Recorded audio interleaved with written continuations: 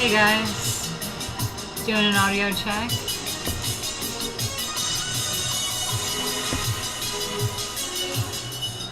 Hey guys, doing an audio check. Sounds good to me. Does the air conditioner bother you guys? Just let me know, let me know. Whoa, okay, looks like my, my thingy-majigger up here is out of date. Looks like it's out of date, so let me fix that. Oh, guys, I didn't meet my goal.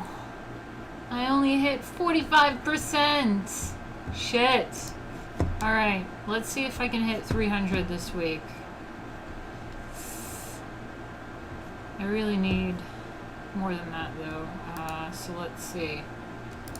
Widgets, goal donation, and goal. So we're gonna have August.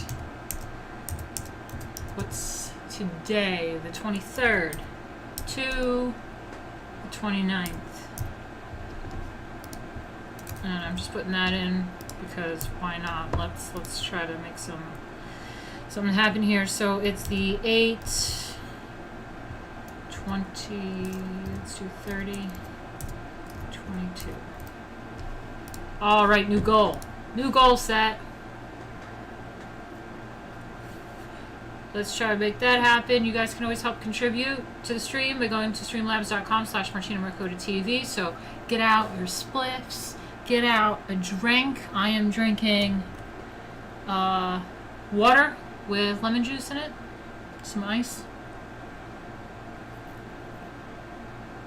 I also have another beverage, which may make me go to the bathroom quite a bit on this stream, but I have a little bit of coffee in here, and I'm so full because I ate a bunch before stream. Because remember that stream where I didn't eat all day? Yeah, that was a mistake, so trying not to do that again. Alright, this thing went out, so I'll take that as a hint and put it down for a little bit. So, yeah, good evening. Hey, Matthias. Hi, crew. Hi, Reggie. Hey, Jay. What's up? Cool. All right. CD is staying classy, and he's drinking hams. I think it's a beer. Maybe. Okay, so today we're going over Romanesque art. How exciting. We're really getting to some exciting stuff, and I should really be dressing up. I should really be dressing up for these streams and being in character for this kind of you know, that's the vibe I get from this kind of artwork. It's a lot of religious shit, so I get like Byzantine shit or whatever. I should really do some Lady Alchemy stuff, but I am inspired with Lady Alchemy to do some of these looks, so I think that I may attempt some stuff ahead. Just check it out. Matthias was going to go to sleep now until he saw the notification come in. Sleepy time is officially postponed. Oh my god, I'm sorry. Yes, today is a really late stream. I'm so sorry about that. Just the day kept on dragging, but here I am. I figured let's keep it going. Why not? I should be doing an etiquette stream actually too, but I kind of want to finish this chapter up, and then we'll get into etiquette again because that's fun. But yeah, we are going to go over. We got Romanesque art in France, Saint-Sernin in Toulouse, I think that's what it is. Polgrimages and the Cult of Relics. That sounds awesome. Saint-Pierre, Moissac. I think that's like the place. The Romanesque Church Portal. I love the word portal. Awesome. Bernard of Clairvaux? I don't know how to say that. South Portal. Saint-Lazare, Autun. La Madeleine, Vezelay. The Crusades. Moralia in Job. And then there's this like other little mini section that happens in this chapter, in this section of this chapter under Romanesque art, and then there is the Holy Roman Empire and Italy. with the Hildegard of Bigen, Reliquary of Saint Alexander, Saint-Ambrogio, Milan, Pisa, okay, know that one, Normandy and England, there's Saint-Etienne,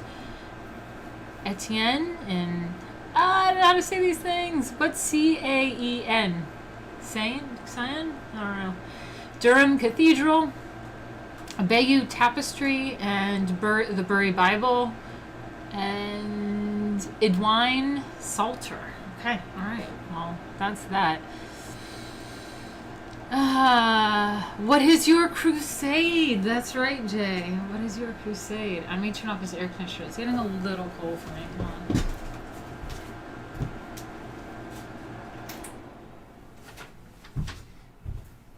What is your crusade? That's right. Alright. Whew. God, what are we doing? What are we doing here?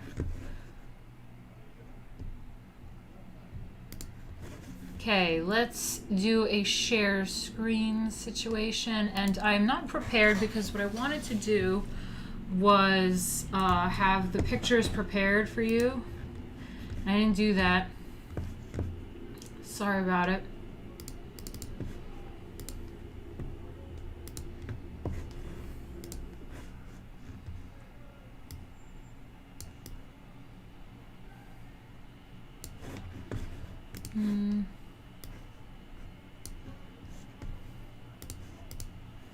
Sorry.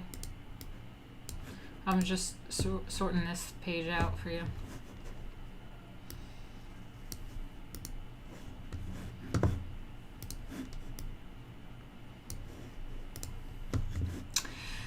Whew.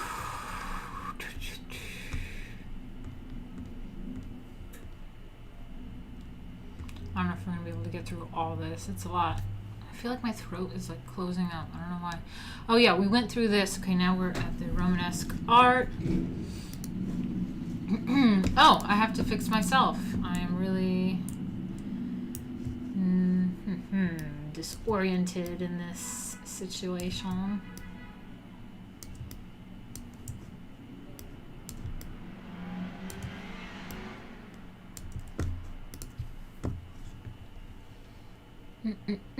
Hey Dan, what's up?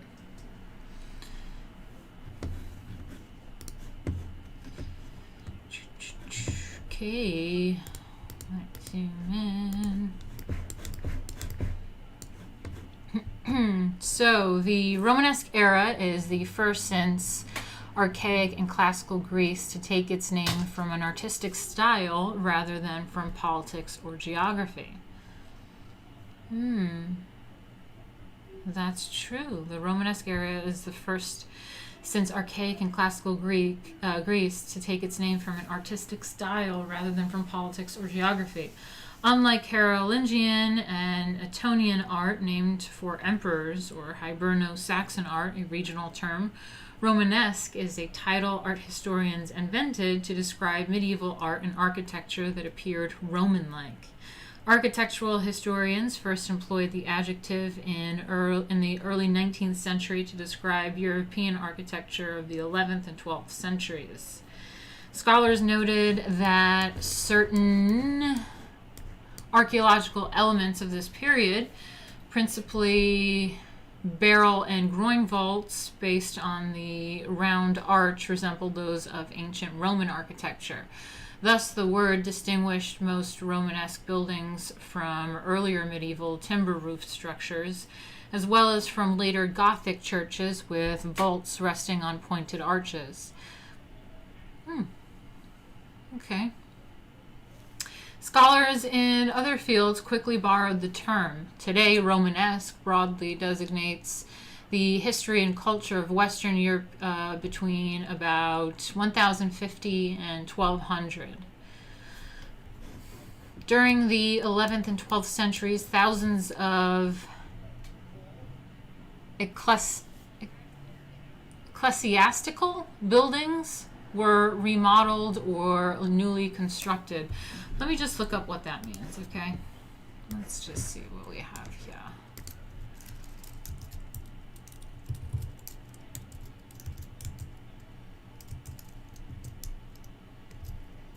Ecclesiastical.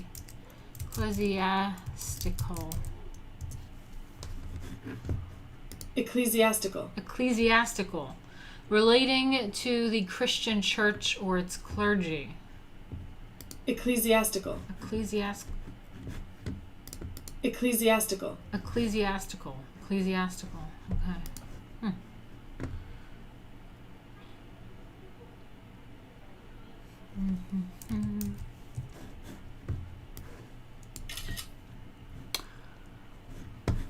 Ecclesiastical. Cool. So, where are we at?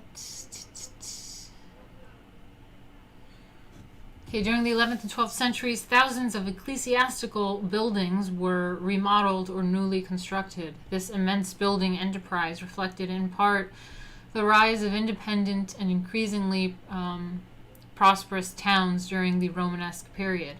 But it was also an expression of the widely felt relief and thanksgiving that the conclusion of the first Christian millennium in the year 1000 had not brought an end to the world, as many had feared. Just like the year 2000. Cool. In the Romanesque age, the construction of churches became almost an obsession. As the monk Raoul Glaber observed in 1003, it was as if the whole world were clothing itself everywhere in the white robe of the church. Again, that's that sound that it makes. It's like, it's like Lady Alchemy sound too. Just saying.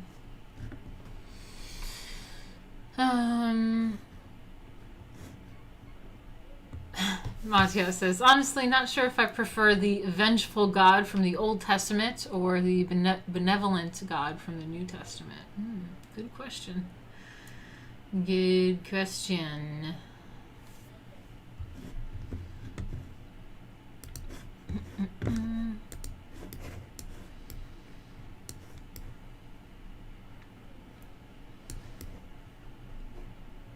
The enormous investment in ecclesiastical buildings and furnishings also reflected a significant increase in pilgrimage traffic in Romanesque Europe. So again, remember, ecclesiastical means like of the church and the clergy. So it's like that kind of artwork. Pilgrims were important sources of funding for monasteries that possessed the relics of venerated saints.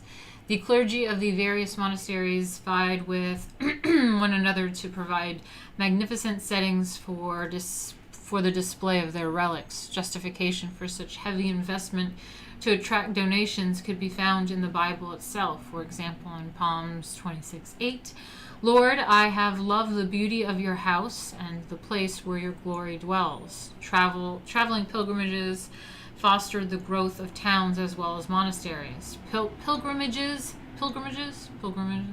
were, in fact, a major economic and conceptual catalyst for the art and architecture of the Romanesque period. Oh, I love that. So these pilgrimages were... I feel like I'm saying that funny. Pilgrimages. Anyway, they help fund this type of Romanesque architecture because they were like, tourists and spending money and seeing relics, and they love like the church and shit. It's like super medieval churchy shit. They loved it.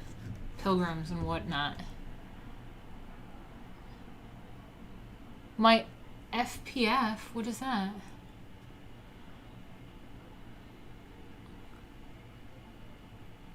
PFP? PFP, sorry.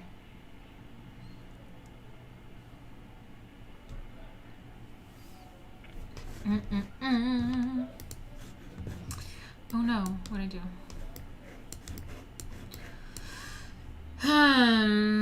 Although art historians use the term Romanesque to describe 11th and 12th century art and architecture throughout Europe, pronounced regional differences existed. To a certain extent, Romanesque art and architecture parallel European Romance languages, which vary regionally but have a common core in Latin, the language of the Romans.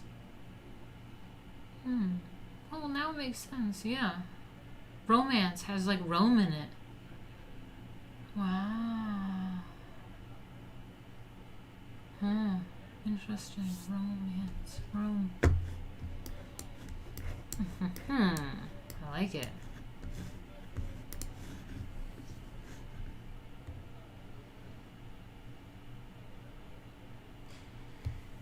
PFP is profile picture, you boomer. Oh. What is it? What is a profile picture?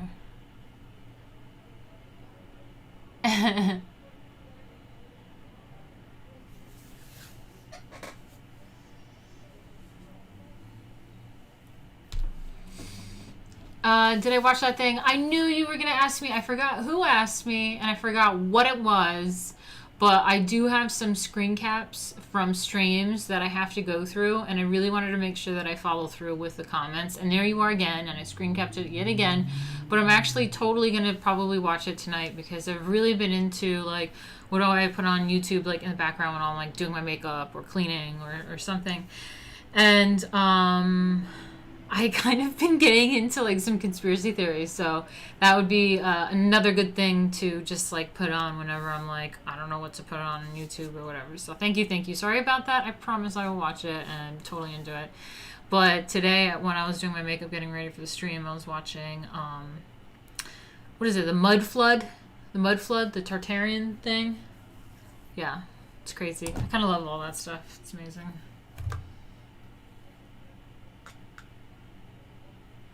But yeah, it kind of goes hand in hand with what we're talking about. There's also this other thing that I was watching on some, like, history thing, and it was like the, let me see, I wrote it down.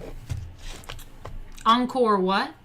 Which is, like, somewhere in, like, shit, I forget, some obscure place in some foreign land, and they just, like, discovered this crazy place that just has, like, insane palaces and gardens and shit, and it was, like, this, like, mystery people that, like, disappeared. I don't know. It's Cambodia. Yeah.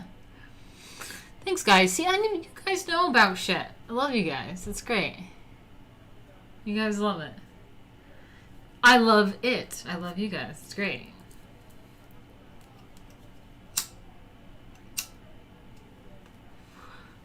But yeah, stuff like that. But there was something else that they were like, I think something about calendars too. I was looking up that conspiracy theory about the Middle Ages not existing because I was like, also like, oh, we're talking about the Middle Ages in my our history streams. So, it was like interesting because they were bringing up the characters that we brought up last time, and then the, what is it, Otto the Third or whatever, and just like various things and stuff about the calendar and the Gregorian calendar and you know, like apparently there's a bunch of missing time because of this calendar gap into the leap years, and it's actually not exactly 350, what is it, 365 days in a year. It's like, you know, off and whatever, but you know, it's all bullshit. But it was just like interesting because it was like it all is like focused on the stuff that we were talking about in the medieval ages.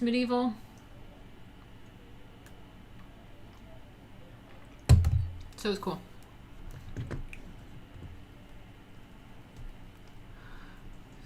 Matthias says, I remember you once mentioned Yuri Bezmenov. Guess what? They used one of his speeches to promote a video game. Wow, that's cool. Yeah, actually, I got contacted. I have to get out the book. It's in storage upstate. But I got contacted from his camp, actually. And they wanted to, I think on Instagram or something, and they said, can we please send you a book or something? I was like, yeah, sure, of course. And I got to check out that book and, you know, maybe speak about that a little bit more, but that's really interesting.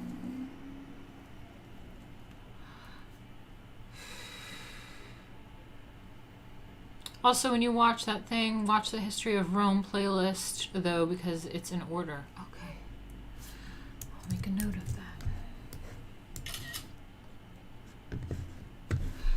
Alright, let's get back into it.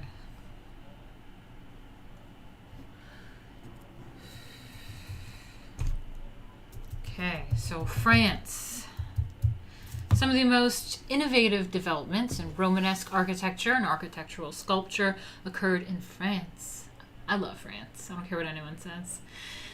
Saint-Sernin, Toulouse, that's how I'm saying it, around 1070, construction of a few new churches began in honor of Toulouse's first bishop. Ooh, this chair is squeaky. Saturninus. Saint-Sernin in French.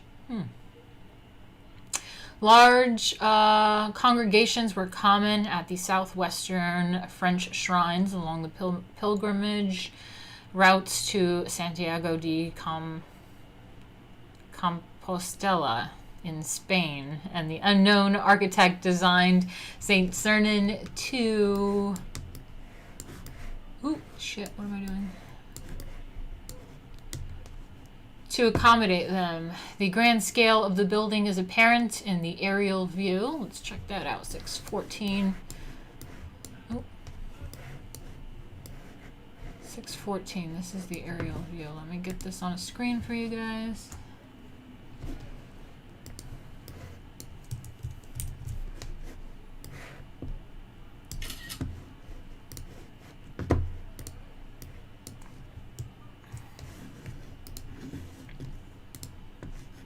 See, I gotta prep this and do this like before I'm live, but fuck it, I just had to stream, I'm already late.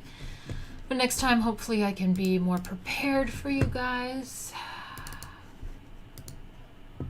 I'll try. That's not right. There you go. Cool. So, what do we have here? So the grand scale of the building is apparent in the aerial view, this view you're looking at here, which for relative size shows automobiles, trucks, and nearly invisible pedestrians. Damn, look at that. It's in the cross. It's in that cross structure. I love it. Okay, the church's 12th century exterior is largely intact, although the two towers of the western facade at the left in figure 614, this figure you're looking at, were never completed. And the prominent crossing tower is largely Gothic and later. Okay. Saint-Sernin's plan 615, let me bring that up for you guys.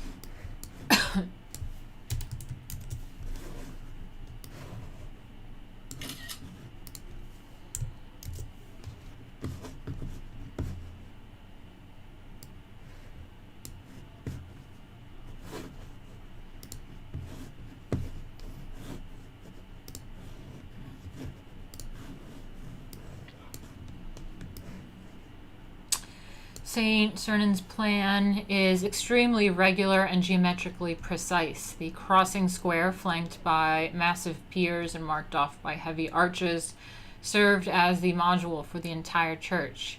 Each nave bay, for example, measures exactly 1/2 of the crossing square, and each aisle bay measures exactly 1/4. The Toulouse design is a highly refined realization of the planning scheme first seen at St. Gall. Remember St. Gall?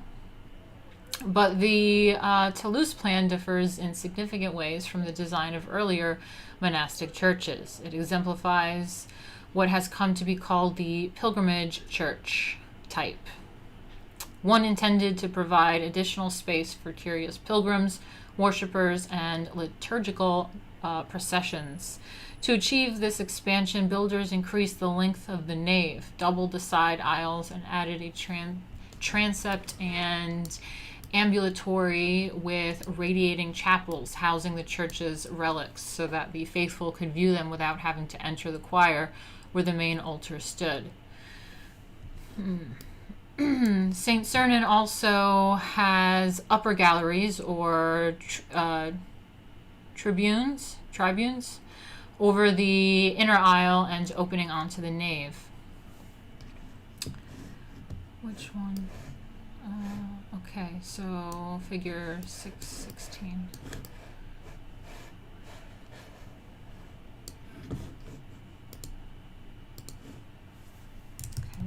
show you this, what we're talking about now.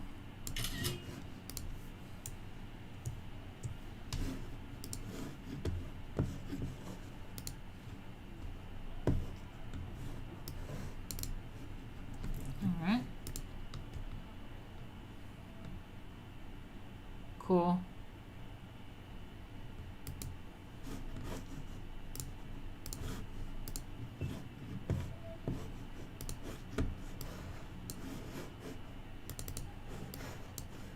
So the Saint-Sernin also has upper galleries or tribunes over the inner aisle and opening onto the nave, which housed overflow crowds on special occasions. The tribunes played an important role in buttressing the continuous semicircular cut stone barrel vault that covers Saint-Sernin's nave.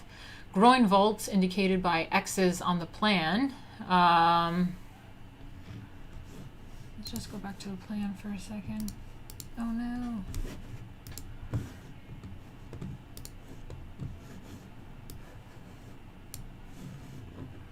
Okay, the X's on the plan. I'm not sure I see X's. Oh, I do see X's on the left there. Okay, all the way to the end. Do you guys see that? Oh, maybe not. I gotta shrink up this picture a bit.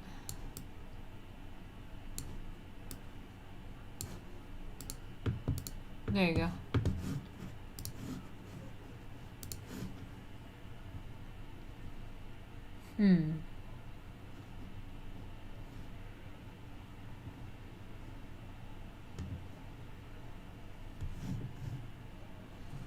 Sorry, I was just reading your comments a little bit. Okay, so what do we have here? So the groin vaults, indicated by the X's on the plan all the way to the left. Those are the groin vaults. In the tribune galleries, as well as the ground floor aisles, absorbed the pressure thrust exerted by the barrel vault along the entire length of the nave and transferred the main thrust to the thick outer walls. Okay. The builders of the Saint-Sernin were not content with just buttressing the massive nave vault. They also carefully coordinated the vault's design with that of the nave arcade below, with the modular plan of the building as a whole. The geometric floor plan is fully reflected in the nave walls. Let me see. In the nave walls.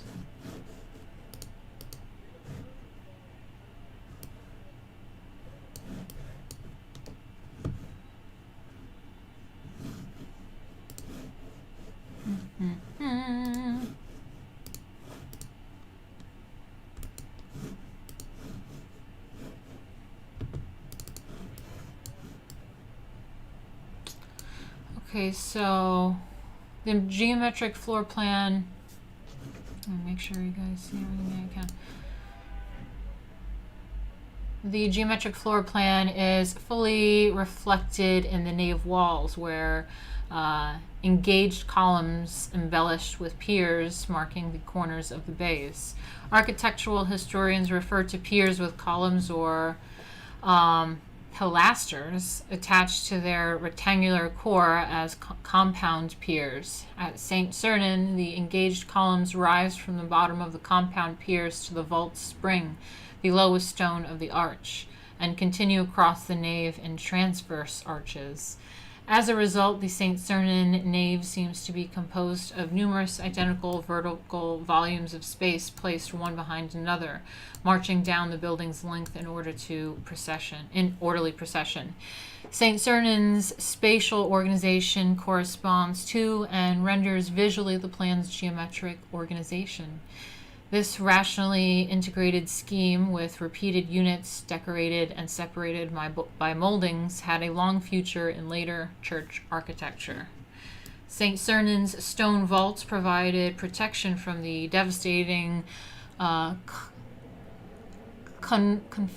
conflagrations that regularly destroyed traditional timber-roofed basilicas. But although fireproofing was no doubt one of the attractions of vaulted naves and aisles in an age when candles provided interior illumination, other factors probably played a greater role in the decision to make the enormous investment that stonemasonry required. It just makes me think about speaking of France too, the Notre Dame there. A desire, and like fire, speaking of fire and like timber roofs and stuff. A desire to provide and I knew, that's why I was like, I have to go there when that happened. I was like, this is history, dude, like major history.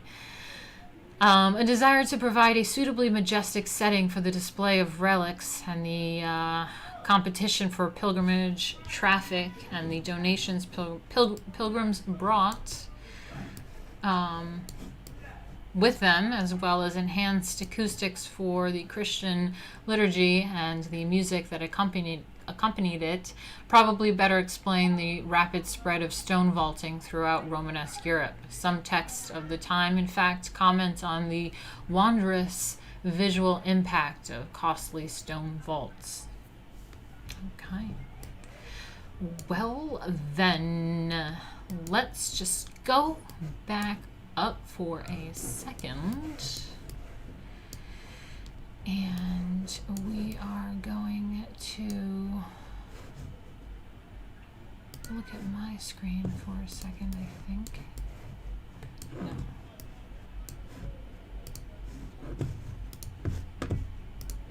Looking at this for a second. That is pretty big. Man, I try to picture it in like medieval times though. Like, those roads and cars weren't there and shit. What about those other buildings? Like, this is just like in some land and it's like some badass church. Like, it's fucking knights and stuff. Anyway, so this is the aerial view looking northwest of Saint-Sernin, Toulouse, France, circa 1070 to 1120. Pilgrimages were a primary economic catalyst for the art and architecture of the Romanesque period. Again, the church funding the arts. The clergy vied with one another to provide magnificent settings for the display of holy relics. Love it, love it, love it. Then we have this. The plan of Saint-Sernin, Toulouse, France, 1070 to 1120, after Kenneth John Conant.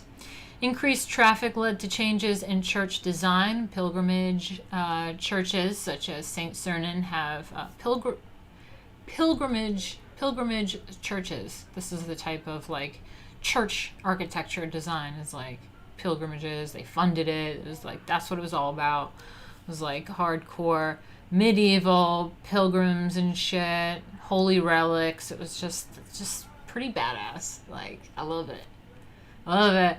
Anyway, so these pilgrimage churches, such as Saint-Sernin, have longer and wider naves and aisles, as well as transepts and ambulatories with radiating chapels for viewing relics. Cool. And then we have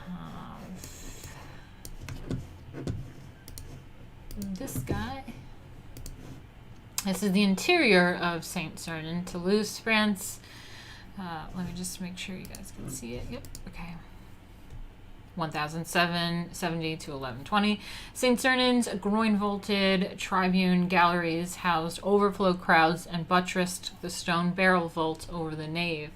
The transverse arches continue the lines of the compound piers. Okay, then. Well then.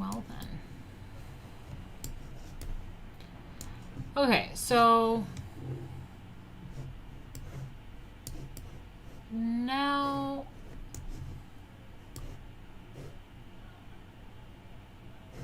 you can just see something for a second.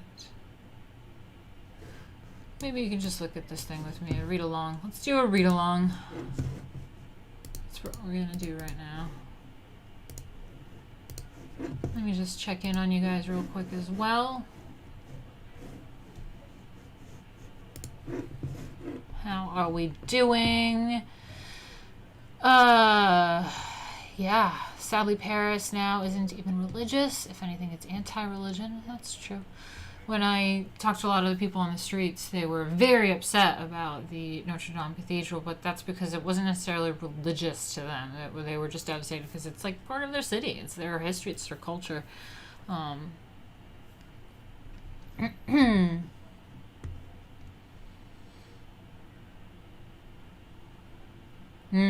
Imagine the contrast between the cathedrals and the regular homes of that day. It's impressive compared to modern homes. Yeah, that's true.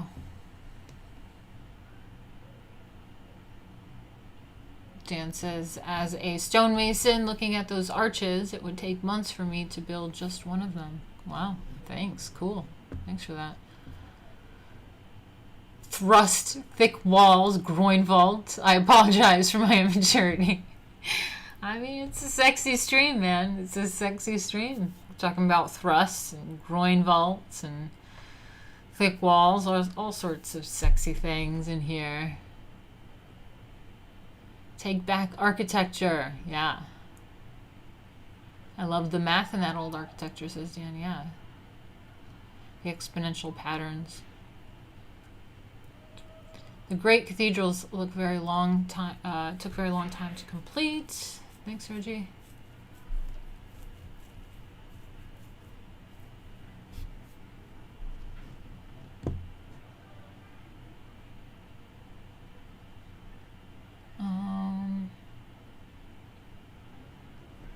Cool.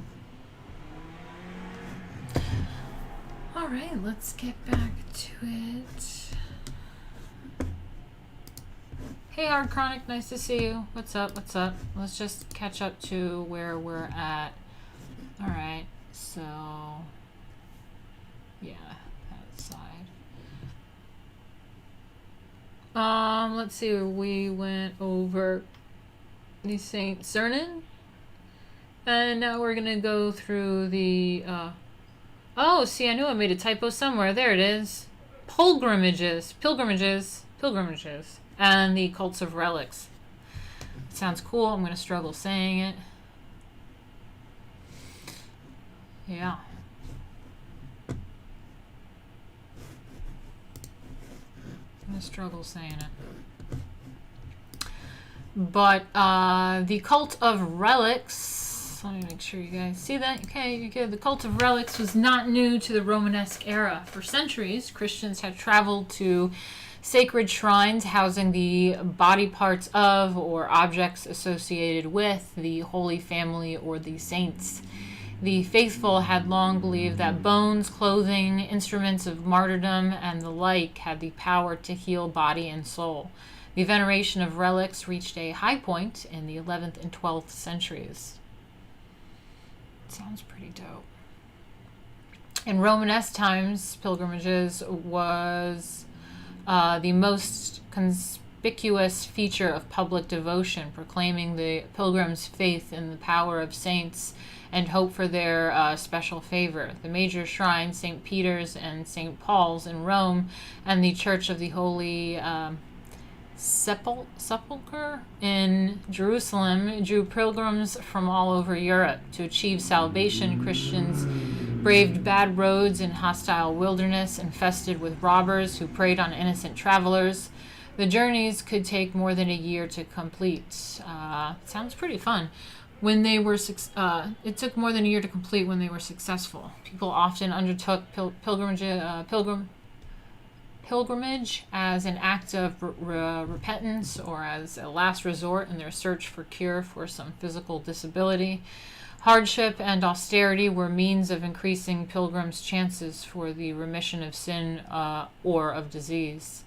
The distance and peril of the pilgrimage were measures of pilgrims' sincerity or repentance or of the reward they sought. I used to think like that as a kid. Like, please God, like, make this happen if I just, like, suffer in this way. Like, it made things worth it. I used to just make deals with God like that all the time for suffering.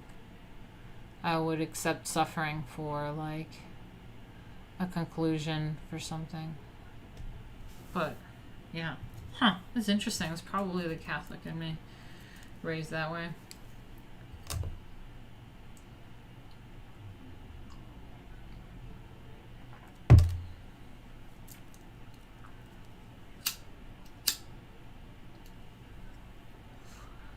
Just gonna take a little quick smoke break, if that's okay.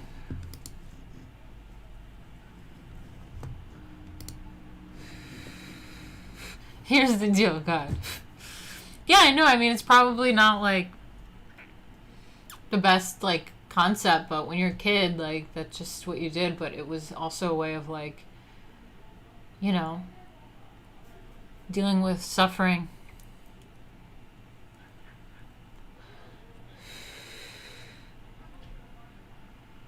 Oh my God, Dan. He said, man, some of those old relics were insane. I once read about one called the 12 Sacred Foreskins.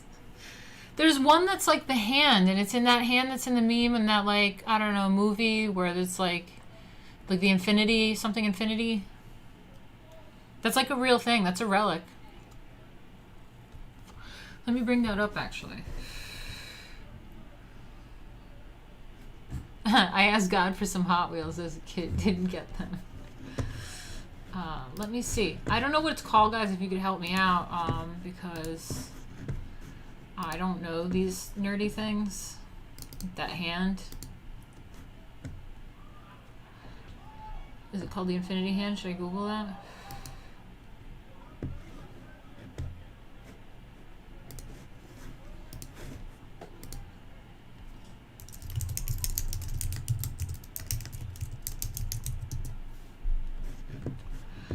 Yeah, dude. Check this out.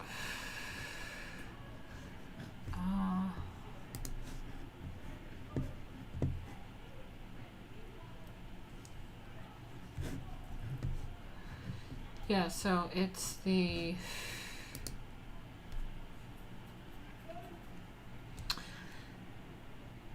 hand of Saint Teresa of Villa.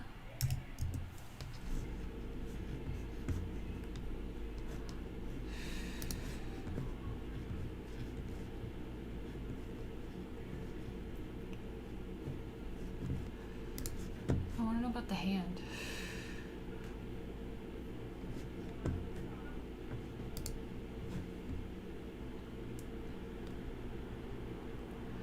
Oh, God. Oh my God. I remember reading about the hand. Just tell me about the hand, people.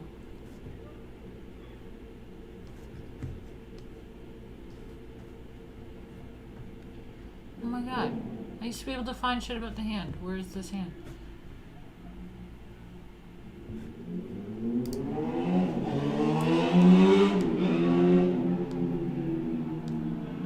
It's a pretty cool hand, to be fair.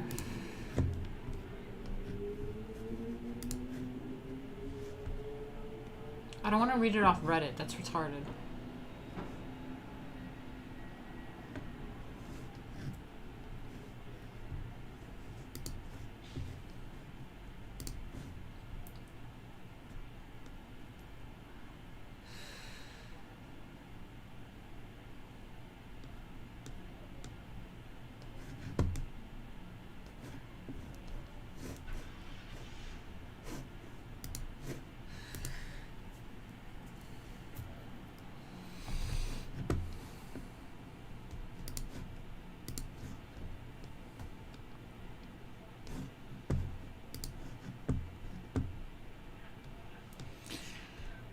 Okay, so let's check this out.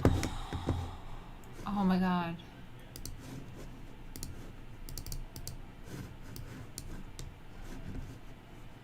Let me just check in on you guys real quick.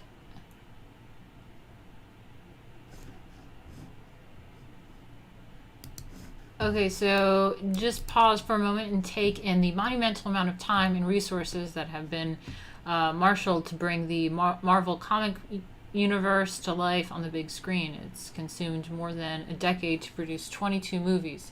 By the time it finishes its run, the Marvel superhero series will have earned more than 20 billion, yes, that's a B, at the start of that figure. It's the highest grossing film franchise ever. If you sat down to watch every Marvel comic book back to back from Iron Man to Endgame, you'd be past Paste it to your sofa for 2 full days. More than half of all Americans between 18 to 34 have seen at least one of these films, and it all comes down to one villain, Thanos. Oh, I didn't know about that. Who wields an object that makes him godlike, the Infinity Gauntlet. Well, I just learned something. Didn't really know about that. I recently ran across a comparison between the Infinity Gauntlet and, get this, a metal case in an obscure monastery in Spain that holds the incorrupt hand of a famous saint. Y'all aren't going to believe this, but it's the same glove. Hold up, I told myself. The Infinity Gauntlet is the linchpin to a worldwide superhero comic film and franchise. Thanos is as far removed from a saint as it's possible for the human imagination to conceive. Don't really know about him. Why the hell would the Marvel base the most important artifact in its entire dramatic arc, literally the most important thing in the universe, if you're a character in a Marvel story, on a weird object of veneration in a remote cloistered monastery in Spain that holds the severed hand of a 400-year-old nun? Well, I mean, why not? That's like what my comic book's about, weird-ass alchemy obscure shit. That's how they make ideas. So I did some digging. It's a strange journey, but hop on for a brief ride through comic book history and odd Catholic tradition. All right. Maybe I should tweet out that I'm talking about the Infinity Gauntlet right now. That's what I'm going to do. Give me a second.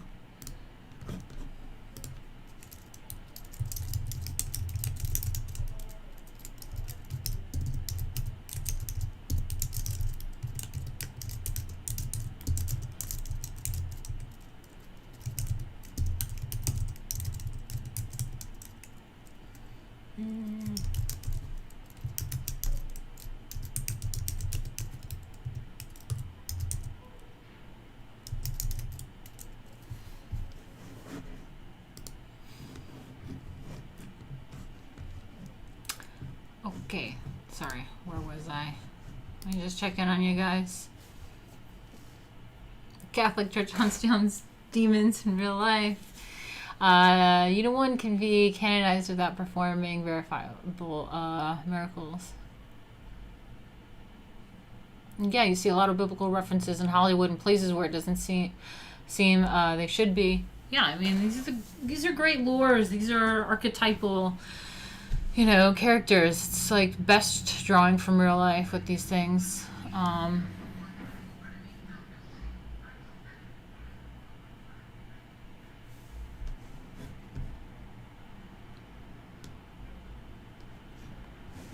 Okay. Let's get back to it. I guess you guys can't see this full article, so let me fix that for you. Oh, okay. Now you can see it. So, coincidence? Rub your eyes and look for yourself. The Infinity Gauntlet is a metal glove covering Thanos' left hand and lower forearm. The back of the glove holds 6 precious stones, 1 on each knuckle and a 6th in the middle of the back of the hand. Let me see what this link is about. Okay, so this is the Infinity Gauntlet. And let's look at the hand of...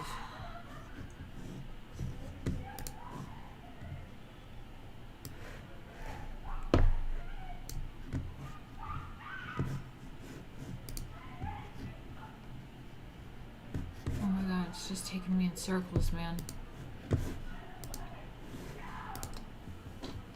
That one's like prettier. That one looks so cool. Fuck yeah. Do you guys hear that outside?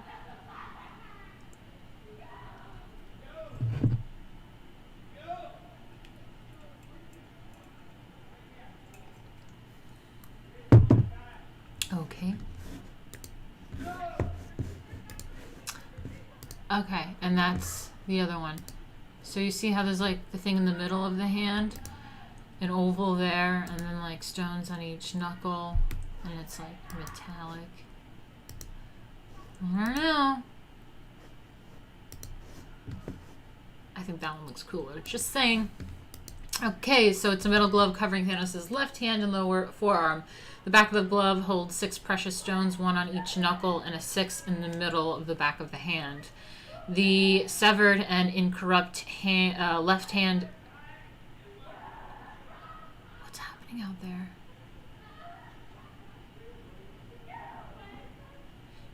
She's screaming, get away from me, but then I hear her laughing.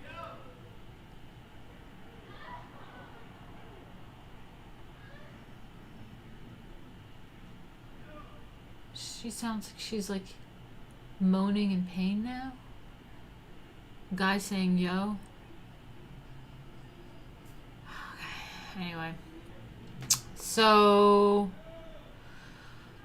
Oh God, why don't they shut the fuck up? Why are people so loud and obnoxious? I also hate loud and obnoxious kids. And they're like screeching and screaming, and it's like, holy fuck, like, dude, don't scream like that unless you're like injured. So anyway, the severed and incorrupt left hand of Saint Teresa of Avila is, damn it, I tweeted that wrong, is enclosed in a strikingly similar case. Okay, let me see if they have that picture.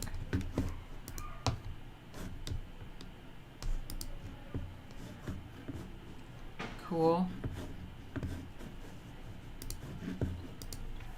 It resides in a convent in Ronda, Spain.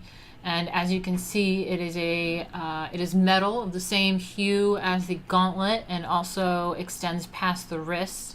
The front of the case has small windows to display the saint's hand, but the back of the glove, look in the mirror, is decorated with precious stones on each knuckle. There is no 6th stone in the middle of the back of the hand, but there is an oval-shaped decorated window there to display the saint's hand. How could this be coincidence? Fucking hell. How could this be coincidence? It's a near-perfect match. Both are metal gloves of a similar color, covering the hands with the jewels across the back of the knuckles. The Infinity Gauntlet's yellow Mind Stone is the largest stone, and it occupies an oval in the middle of the back of the hand, the same shape as the open window in the relic case. Again, I ask, what in the hell is going on here? Now my roommate's home. I should let her know I'm streaming. Hold on 1 second.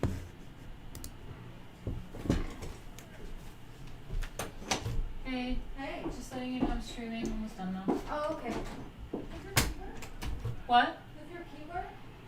I don't know if I have one or the right one. But we'll sort it out. Yeah, I remember. We'll sort it out. Okay. So, where are we at? Hail chair.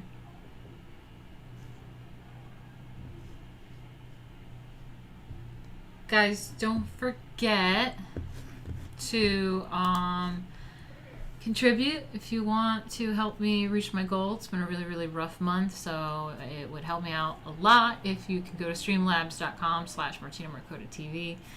Thank you so much. Thank you, thank you.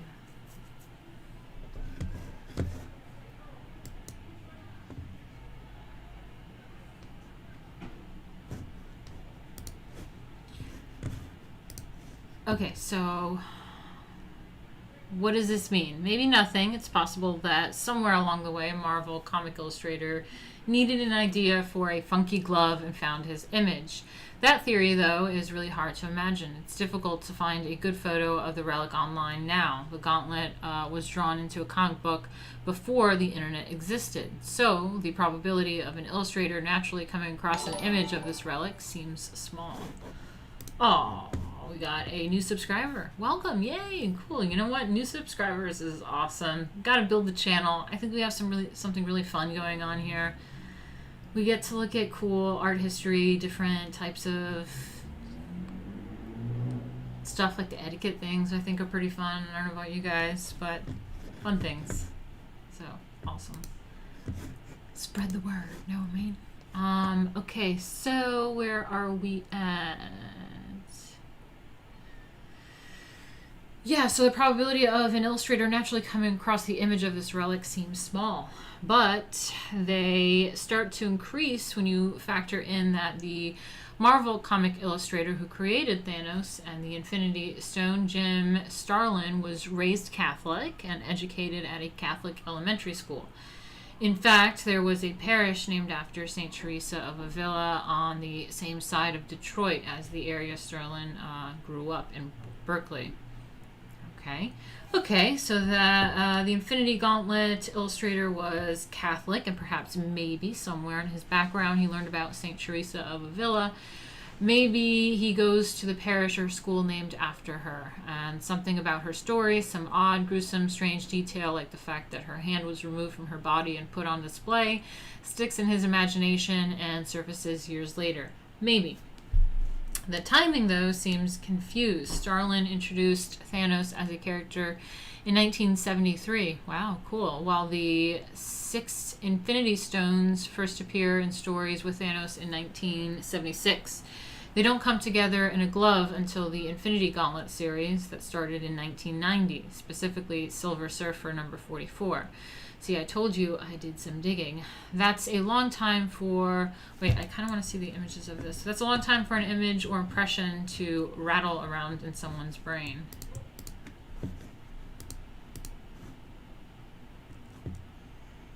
Cool. Infinity gems.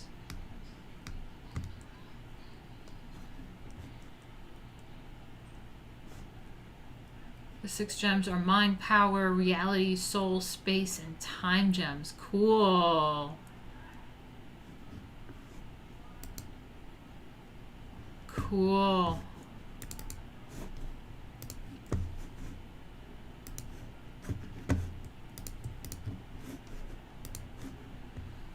Cool.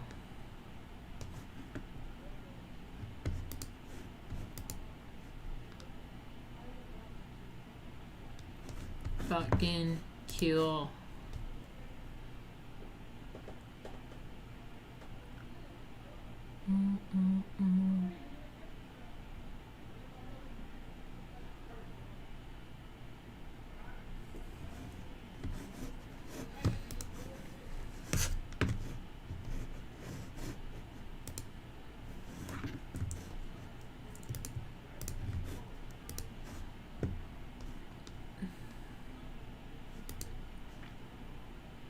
There's the hand there.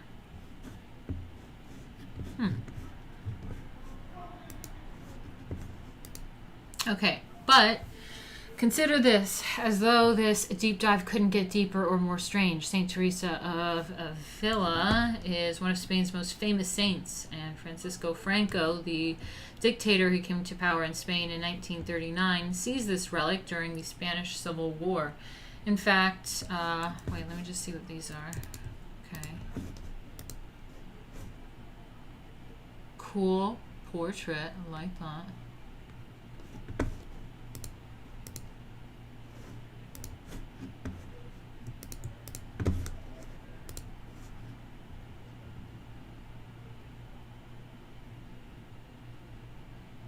So he was a Spanish general. Oop, what happened? Oops, shit.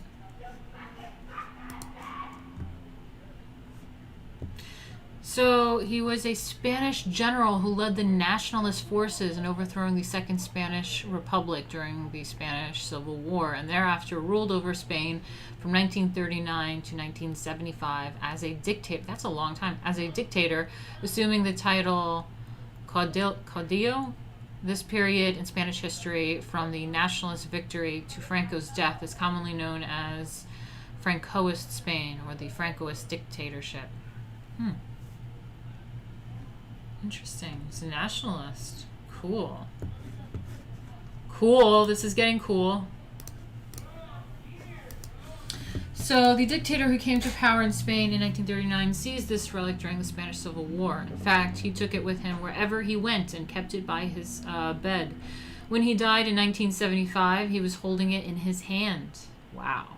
A year later, the gloved relic was returned to a monastery in Ronda, where it had been for hundreds of years before disappearing in the war. So let's run through that again. The jeweled metal glove holding a saint's incorrupt hand rests in an obscure Spanish monastery for centuries. Is stolen during the Spanish Civil War, becomes the prized possession of a violent dictator, and in the same year that it is returned to the convent, the idea of 6 infinity gems surfaces in the mind of an illustrator who was raised as a Catholic. Again, coincidence? People who are better experts in comics than I am are scratching their heads too. So who was Saint Teresa of Avila anyway? So Teresa of Avila was one of Spain's most influential saints. For her time, for any time, she was a remarkable woman. She was known for experiencing and describing mystical prayer. She'd even levitate during her ecstasies. I love levitation. I'm all about that, yes. And was an important reformer of religious life. She was born in Avila, Spain, in 1515, and though she was remembered as being charismatic and charming, she had beauty, style, and wit. Ooh, I love it. Oh, yes. She also felt a profound unhappiness at the prospect of using those gifts for a worldly life. She felt a calling to join religious life and entered the convent of the nuns who had taught her, the Carmelites. Then she got sick for a period of several years. Recovering in bed gave her lots of time for prayer. Sometimes she'd be bored or distracted, but she stuck with it and her prayer deepened. She wrote down her experiences in prayer, which has led to a spiritual classic that is still popular today, The Interior Castle. Oh, cool. Oh, yeah, we got a hot dog. Thank you. Thank you, guys.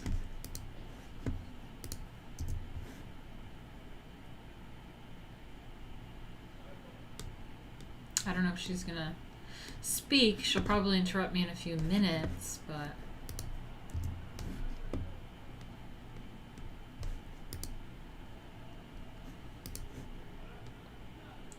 let me see.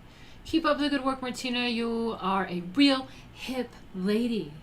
Thank you, Fatty. Oh, amazing. I am a real hip lady. Thank you. Yeah. You are smart and deserve it. Thank you so much. It really means a lot.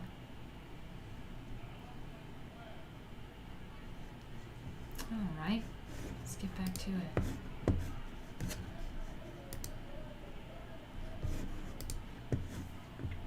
So, ooh, let me just see this interior castle thing. This is fascinating. Christian mysticism, theology, philosophy.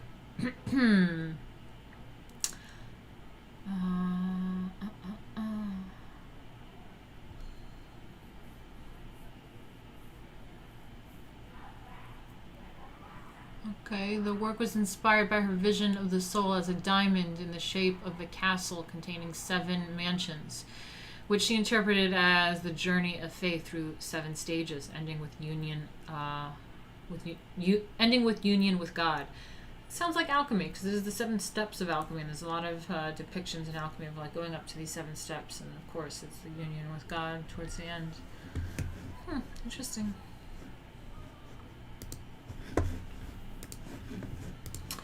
Okay, so she saw that her own community needed a kick in the rear because they were living materialistically. So she set out to reform the Carmelite in order to establish a more radically faithful way of life. She ran afoul of the Spanish Inquisition, which no one expects, and was even imprisoned, but eventually founded 15 new monasteries. She died during one of her travels, and the monastery where she was staying hastily buried her, hoping to keep her body and secure for themselves a lucrative pilgrimage destination. As you can imagine, Teresa's community didn't appreciate that, so 9 months later her body was exhumed. They were surprised to find that her body had not decayed, even though her clothing had rotted, which sometimes happens as a sign of holiness. So, in exchange for taking the body, her community cut off her hand and left it behind. Damn. Her body was exhumed and moved several other times, and each time a part of her was removed. Her right foot and part of her jaw is in Rome now. She has a hand in Lisbon, and there's a finger in Paris, for example. That's fucking weird. It's weird. Talk about wanting a piece of you. Oh. How and why her left hand ended up in Ronda, Spain is unclear, but there it stands ever since the nuns pried it out of Francisco Franco's cold, dead hands. Why do Catholics keep a severed hand in special cases? The word relic comes from the Latin word remains and refers to an object connected with the saint, such as a part of the body or clothing, or an item that they used. Obviously, as Catholics, we only worship and adore God. We honor and venerate saints, though, as models of holiness and people who can pray for us. So we honor their relics because it's a way to feel connected to them. Jesus is the only source of grace, so we understand that relics don't have any special power in and of themselves. Despite what Franco might have thought, holding Saint Teresa of Avila's hand didn't mean he held a divine talisman. It just meant that he held the severed hand of a dead but really holy nun. Relics do serve an important purpose, though. They remind us that real people with real bodies tried to live with faithfulness and got pretty good at it. Relics remind us that every place and time had men and women who lived holy lives, often at great cost, and that these people were just like you and me. They had flesh and blood and experienced the same joys and trials of life as we do. We keep and display and honor relics because they spark our imagination and physically connect us to a family of faith that extends beyond space and time. In fact, relics from saints are embedded in every Catholic altar. I'm going to click on this.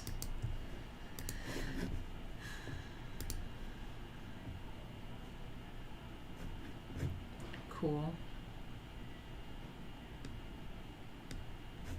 I'm going to check that out. That's some pretty cool, Catholic websites, I'm not gonna lie. Basically, it's the same reason we keep Ty Cobb's sharpened cleats and Lou Gehrig's uniform in the Baseball Hall of Fame. Being close to those objects makes us feel close to those people. And when those people loom large in legend and story, that's a cool feeling. It reminds us that they strove to achieve what they did, and we can put forth the same kind of effort. Very well said. Very well said. They are still out there, just... Jeez.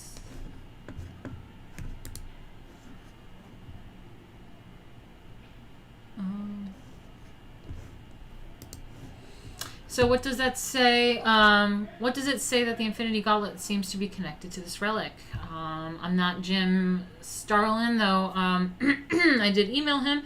Still waiting for a reply, but I have two theories. First, I can't get Franco's obsession with this relic out of my mind. He's a power-hungry, ruthless dictator who exercised absolute power over Spain, and he depended on this glove, jeweled hand.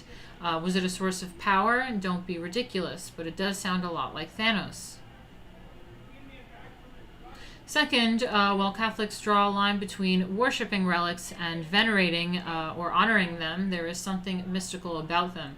At least in our imaginations, they hold the power to make the divine seem within our reach. Catholics take the opposite road from Thanos at this point, though instead of gathering power to serve our own vision of reality, we see power as an opportunity to serve others, to empty ourselves.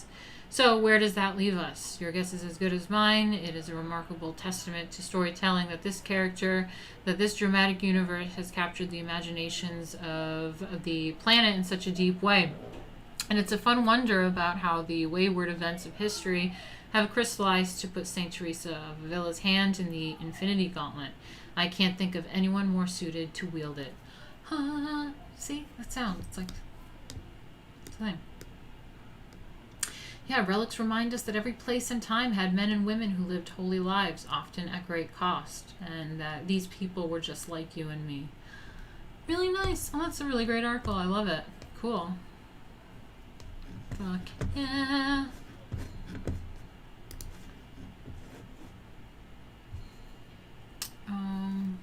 Okay, so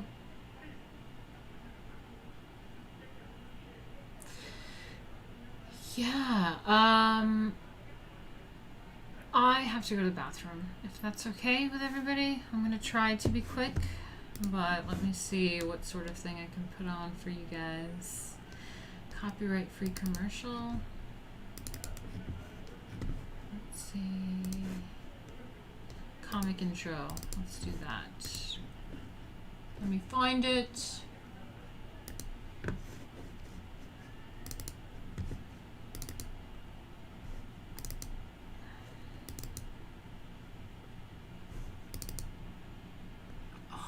So many options. I save like a million different formats of videos. Oh my god, it's so annoying. Okay, Lady Alchemy comic original music promo. Lady Alchemy comic promo August 2 original. Lady Alchemy comic promo August 2. That might be the one. That might be the one. Oh, what'd I do?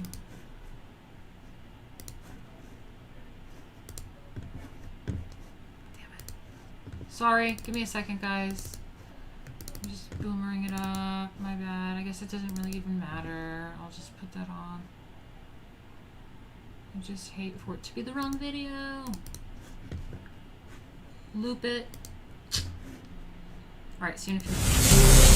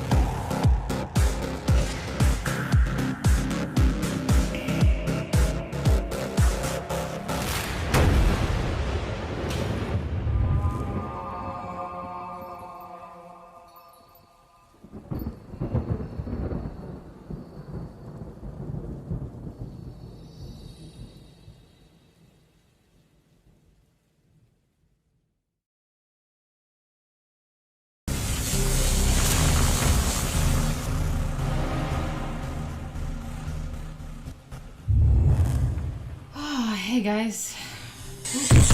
Ah! Okay. Guys. Okay. Alright. How are you guys doing? Music is heavy, yeah. Chair or riot. Okay.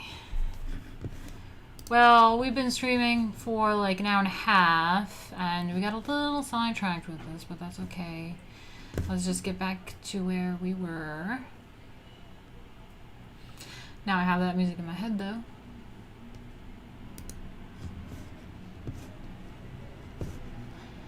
Let's get back to where we were.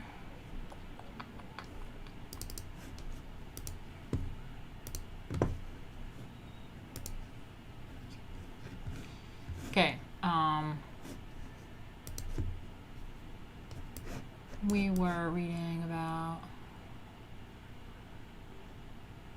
cults and relics. How far did we get here? So the cult of relics was not new to the Romanesque era. For centuries, Christians had traveled to sacred shrines housing the body parts of or objects associated with the Holy Family or the saints. The faithful had long believed that bones, clothing, instruments of martyrdom, and the like had the power to heal body and soul. The veneration of relics reached a high point in the 11th and 12th centuries. In Romanesque times, pilgrimage was the most conspicuous feature of public devotion, proclaiming the pilgrim's faith in the power of saints and hope for their special favor. The major shrine, St. Peter, yeah, we read all this. People took pilgrimage to repent and stuff. Okay. For those with insufficient time or money to make a pilgrimage to Rome or Jerusalem, holy destinations could be found closer to home. In France, for example, the church at Vezelay housed the bones of Mary Magdalene. What? That's crazy. Pilgrims could also view Saint-Lazare remains at Autun, and Saint-Sernin and Saint-Sernin at Toulouse. Each of these great shrines was also an important way to station en route to the most venerated Christian shrine in Western Europe, the tomb of St. James at Santiago de Compostela in northwestern Spain.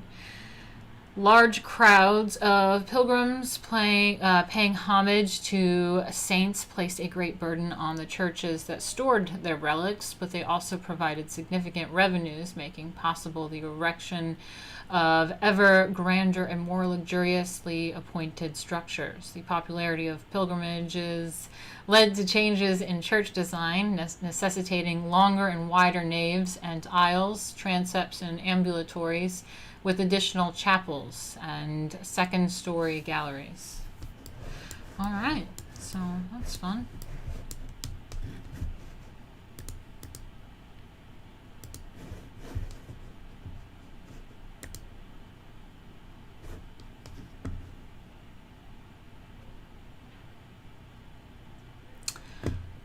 All right, so now we are going to look at Saint-Pierre, and I don't know how to say this, so I have to look it up. Sorry about it. How do I do it? It's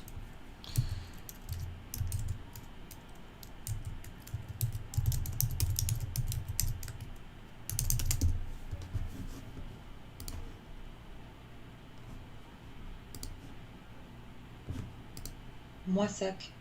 Moissac? Moissac. Moissac? Moissac. It's like moist, yeah. Moissac. Okay. Sure.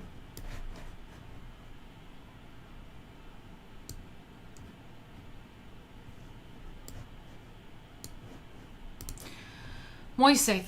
Okay, Saint-Pierre Moissac. Saint-Sernin also features a group of 7 marble slabs representing angels, apostles, and Christ, dated to the year 1096. They are among the earliest known examples of large-scale Romanesque sculpture. Stone sculpture had almost disappeared from the art of Western Europe during the early Middle Ages. The revival of stone carving is a hallmark of the Romanesque age, and one reason the period is aptly named. The revived tradition of stone carving probably began with builders adding decorative reliefs on columns and pier capitals. The most extensive preserved ensemble of sculptured early Romanesque capitals is in the cloister of Saint-Pierre at Moissac in southwestern France. Okay, so let me just get this picture for you. I think it's this one.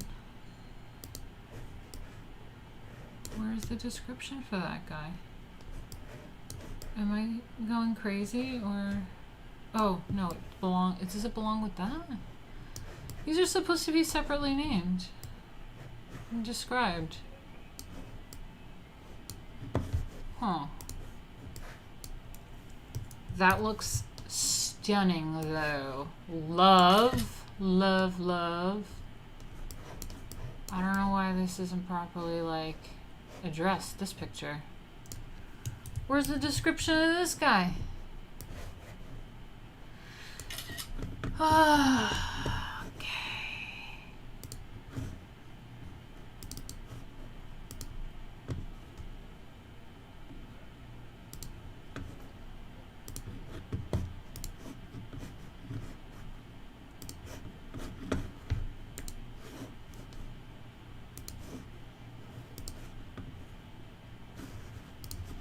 Oh my God.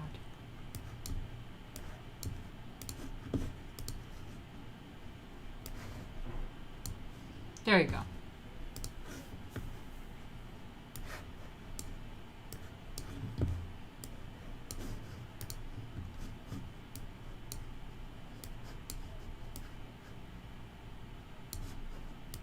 There you go. Gorgeous. Look at that cloister. Lovely cloister. Let's get rid of some of this stuff. This is why I get a million tabs. I just like want to save things that I come across. Just want to hold on to it. Fucking tab hoarder over here. Okay, we'll deal with that.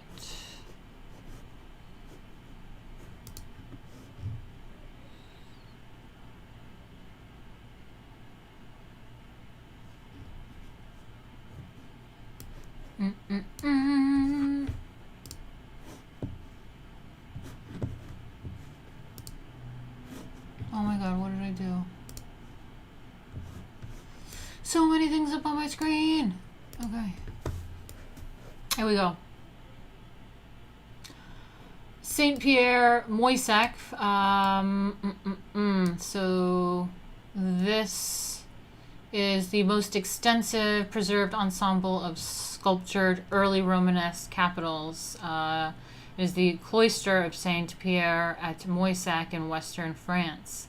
The monks of the Moissac Abbey joined the Cluniac order in 1047. I mean, man, things that date are crazy. 1047. 1047, that's the date of this kind of shit. So fucking cool. And Moissac quickly became an important stop along pilgrimage route to Santiago de Compostela. The monks, enriched by the gifts of pilgrims and noble benefactors, adorned their church with an elaborate series of relief sculptures. Love it. At Moissac, as elsewhere, the cloister and its garden provided the monks and nuns with a foretaste of paradise. In the cloister, they could read their devotions, pray, and meditate in an atmosphere of calm serenity, each monk withdrawn into the private world where the soul communes only with God.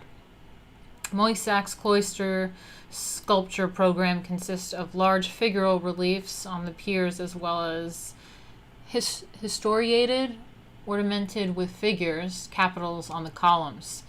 The pier relief, figure 617 on the bottom. On the bottom, is there a relief on the bottom? I think that's... Anyway, let's see.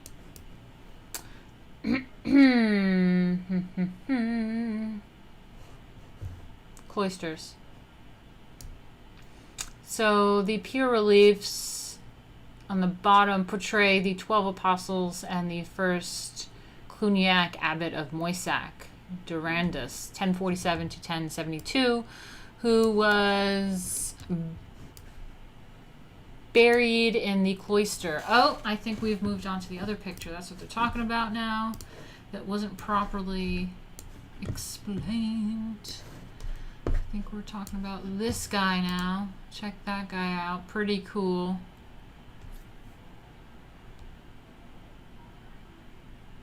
I'm going to pose like that and hold my staff. Love it. Love, love, love. I'm a fan of this one. I like the way it looks. I like the fabric down here too. The layers. It's happening. His feet kind of like hovering. It's like he's floating. I like it. Oh, that's what they were saying, bottom. Okay, so there's picture 17, bottom. Okay, so they probably grouped that together with the description. Got it. Okay.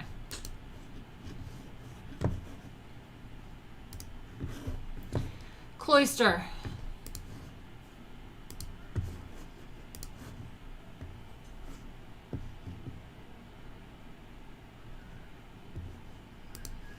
Oh God, it's okay. Yeah, no worries.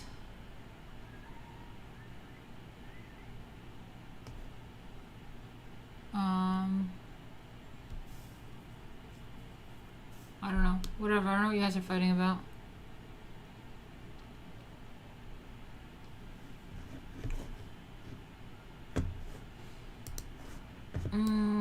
Okay, so where am I at? The 76 capitals alternately crowned single and paired columns shaft. Oh God, now they went up to the top bit. What are they talking about? Ah.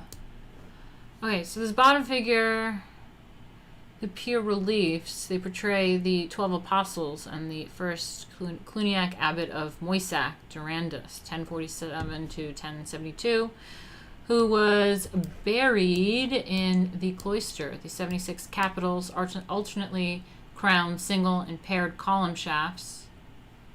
The top, now we're talking about the top picture? What the fuck?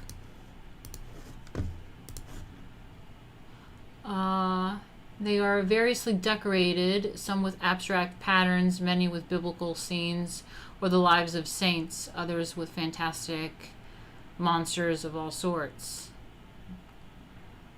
Bestiaries, collection of illustrations of real and imaginary animals. Okay, it's like bestiaries. Became very popular in the Romanesque age. The monstrous forms were reminders of the chaos, and deformity of a world without God's order. Medieval artists delighted in inventing composite beasts with multiple heads and other fantastic creations. Sorry about the chair.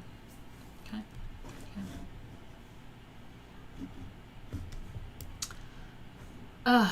So anyway, this is the general view of the cloister, and this is the detailed view of the pier with the relief of Abbot Durandus, Saint-Pierre, Moissac, France, 1100 to 1115, and it's relief limestone, love limestone, 6 feet high.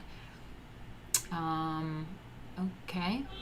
The revived tradition of stove carving probably began with artists decorating capitals with relief.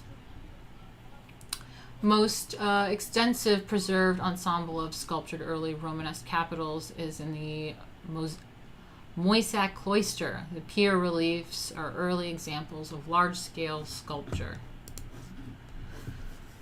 Okay.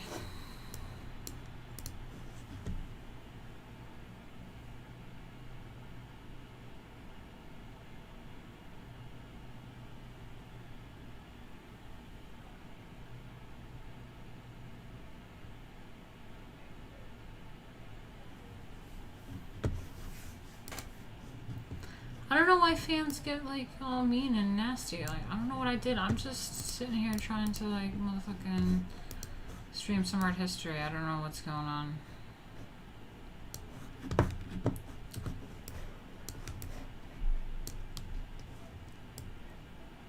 Alright, let me bring you back to my screen.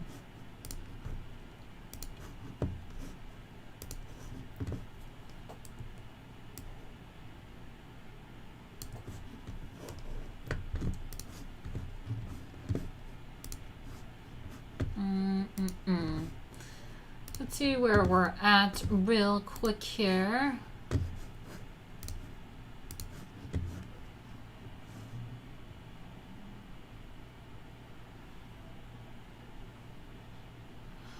So yeah, where are we at?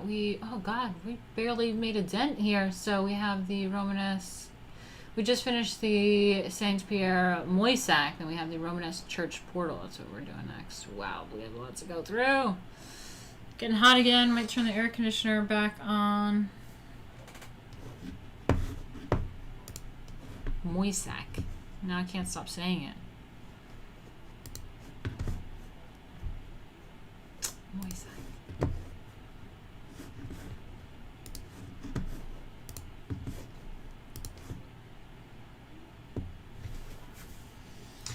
Air is coming back on.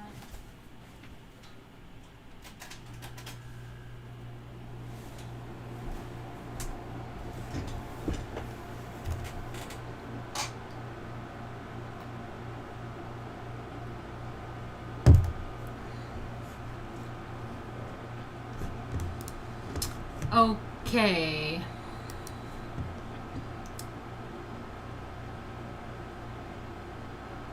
The Romanesque church portal. Is that what we're doing right now?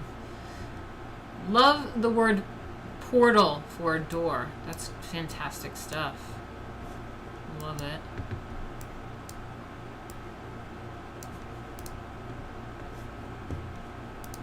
Oh, fuck.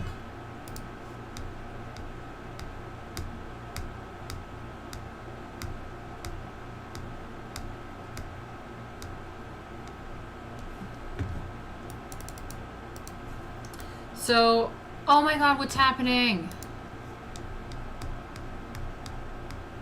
I hate this thing. I wish it was on the other thing I used to use. I don't know what changed, but something changed and it goes on this thing now. Okay, although sculpture and a variety of materials adorn different areas of Romanesque churches, it was most often found in the grand stone portals through which the faithful had to pass. Doors. Sculpture had been employed in church doorways before, for example, Etonian bronze doors. We went over that last time. Decorated with Old and New Testament scenes marked one entrance of St. Michael's at Hildesheim. In the Romanesque era and during the Gothic period that followed, sculpture usually appeared in the area around the doors rather than on them. Romanesque sculptors regularly decorated several parts of church portals with figural reliefs. Yeah. So, what is it, 618? Where is that? 6...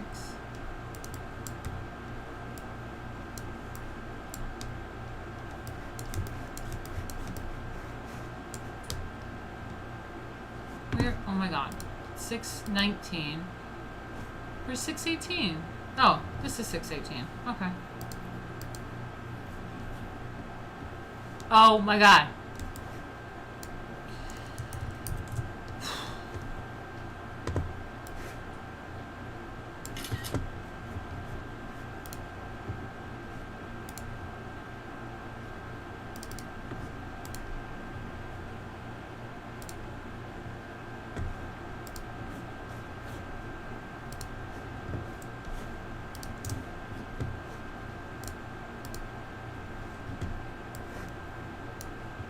Boom. There you go.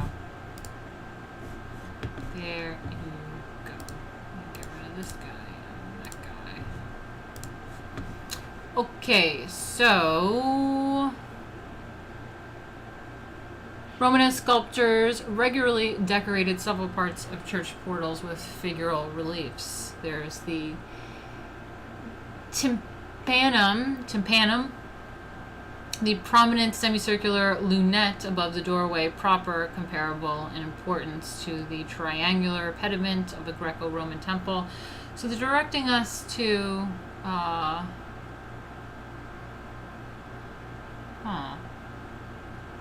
it just says like figures 619 to 621. Okay, so these are like, right. So now I'm looking at the picture. You guys are looking at the tympanum. So this is a type of portals? Or parts of it.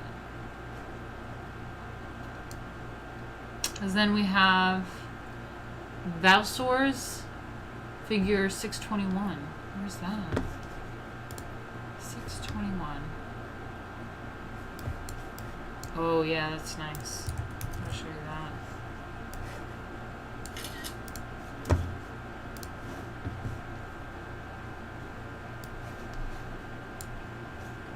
That's very nice. Look at that. Yes.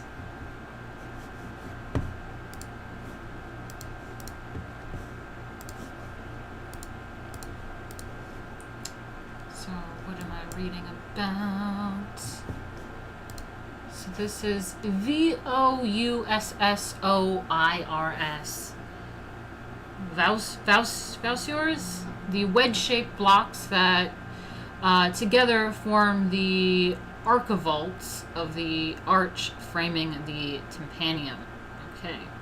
And there's a lintel, figures 620 to 621. Let me see what 620 is. Alright.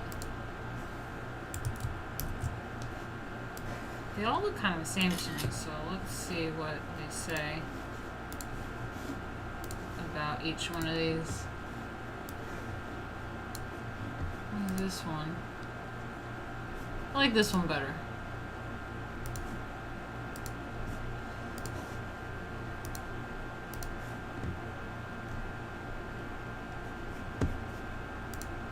But yeah, that says lintel, figures 620 to 621. The horizontal beam above the doorway. Yeah, let me see. Horizontal beam above the doorway.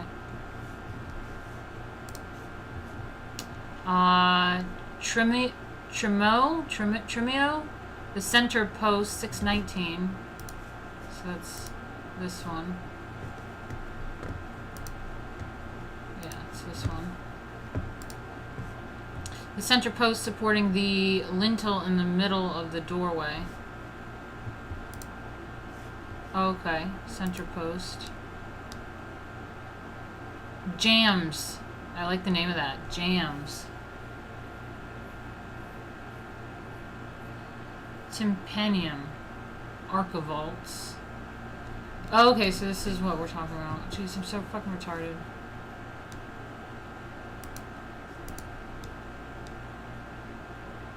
Jams.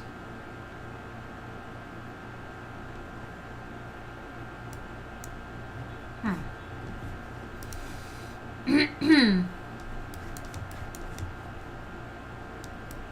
my god, I lost my place. Sorry, guys. Jams. Yeah, the trimio is the center post supporting the lintel in the middle of the doorway, and then the jams are the side posts of the doorway. Okay. So 618 is the Romanesque church portal. The clergy considered the church doorway the beginning of the path to salvation through Christ. Many Romanesque churches feature didactic sculptural reliefs above and beside the entrance portal. Above and beside. It's a portal. I love the word portal for door and entrance.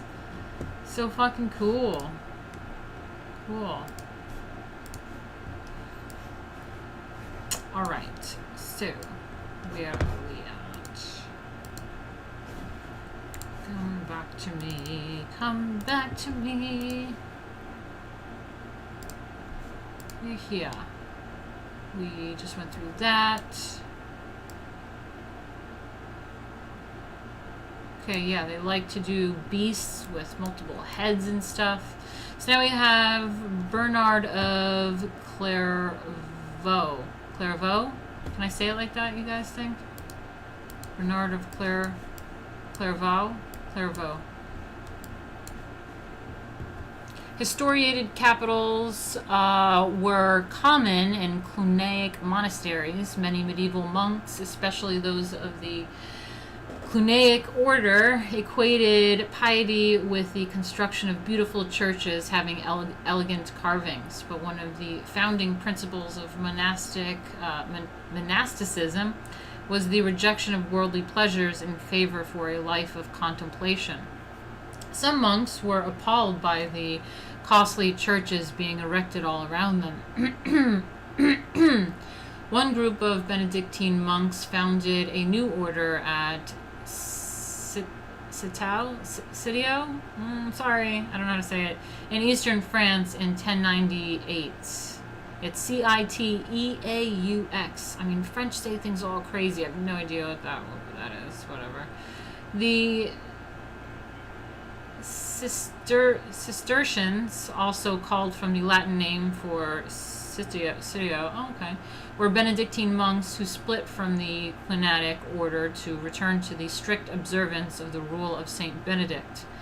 I think we talked about that already, about Saint Benedict and all that. The Cistercian movement expanded with astonishing rapidity. Within a half century, more than 500 Cistercian monasteries have been established. The Cistercians rejected figural sculptures as distractions from their devotions. The most outspoken Cistercian critic of the new Romanesque sculptures was Abbot Bernard of Clairvaux, 1090 to 1153. Damn, think about that, 1090 to 1153. It's fucking crazy. In a letter Bernard wrote in 1127 to William, Abbot of Saint-Thierry, he complained about the sculptural adornment of non-Cistercian churches.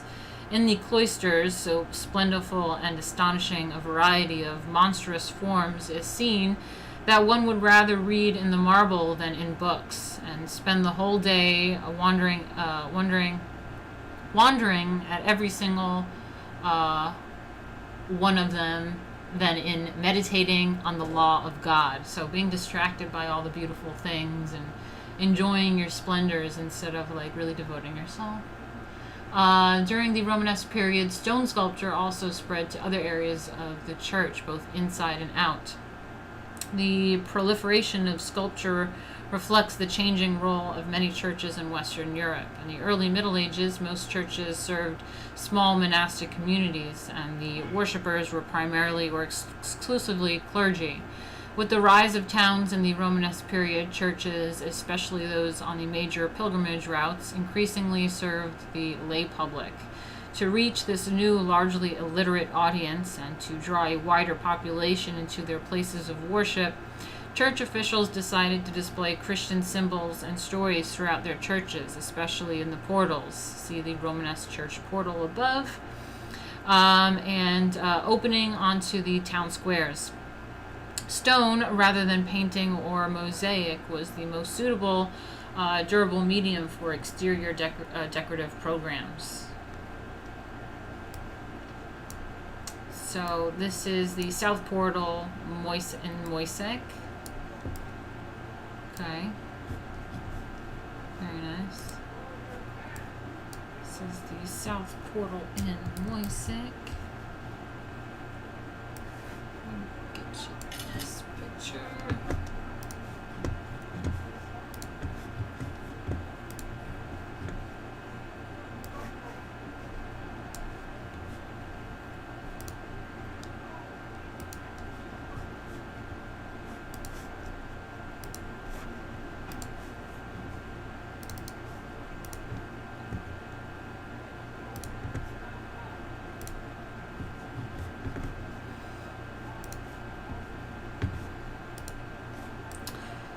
So the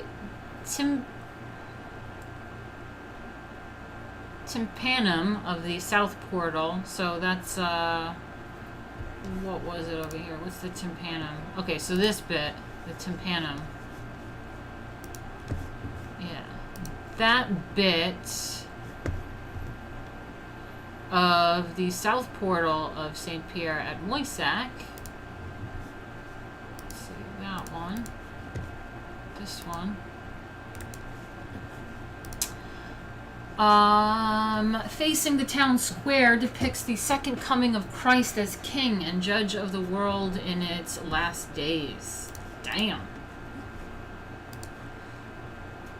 The pictorial programs of Romanesque church facades reflect the idea that Christ is the door to salvation. I am the door who enters.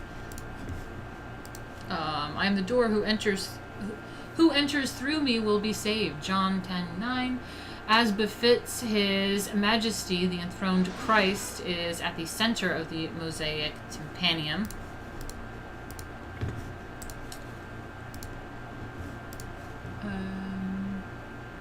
The signs of the four evangelists, Matthew's winged man, Mark's lion, John's eagle, and Luke's ox, flank him. To one side of each pair of signs is an attendant angel holding scrolls to record human deeds for judgment. Damn. The figures of crowded musicians which complete the design are the 24 elders who accompany Christ as the kings of this world and make music in his praise. Making music and praise of Christ and this angel with scrolls, documenting human events, just watching you, documenting, scribing away, and people are playing music.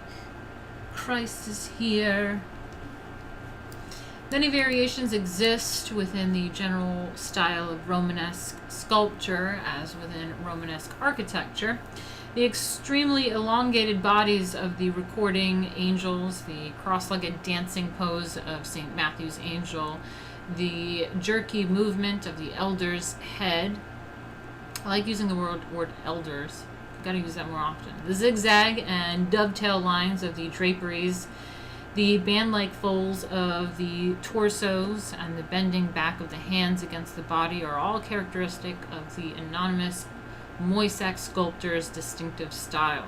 The animation of the individual figures, however, contrasts with the stately monumentality of the composition as a whole, producing a dynamic tension in the tympanum, which is that bit that in the middle there with all that stuff going on. Below the tympanum are a richly decorated trumeo and elaborate door jambs with scalloped contours. Okay. Oop. So let's look at these door jambs and stuff.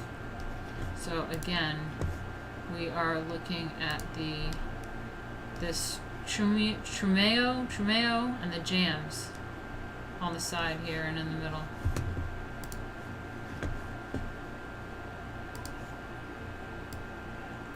Below the tympanum are the richly decorated trumeo and elaborate door jambs with scalloped contours. The latter a borrowing from Islamic Spain. On the trumeos, the middle bit, on that thing's right face is a prophet displaying the scroll where his prophetic vision is written. Let me just see real quick. Not sure I see that. It's such a shitty resolution. I wish I had like higher, or I guess I could do that online, but it takes like a minute to look up. Okay. Lions were the church's ideal protectors. In the Middle Ages, people believed lions slept with their eyes open. Okay.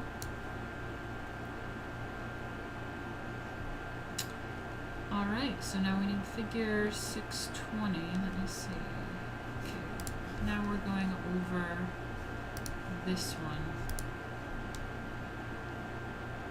This is the tympanum thing, too.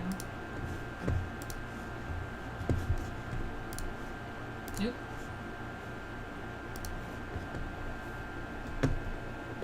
The jambs are cool, like the relief of four fingers pushing away from the middle to peer in.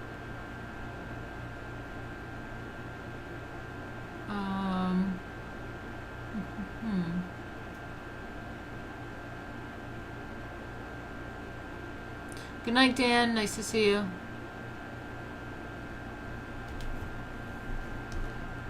Alright, how are you guys doing? So far I'm at 1% of my goal. It would really help if you guys could help contribute to these streams. This is what I do. do some learning lessons every day if you want to help contribute. It's been a really rough month, so really helps a lot. I spent some money at the grocery store today on food, so really helped me out a lot. You have no idea if you help contribute, and go to streamlabs.com/Martina Markota TV. Thank you. So these jams.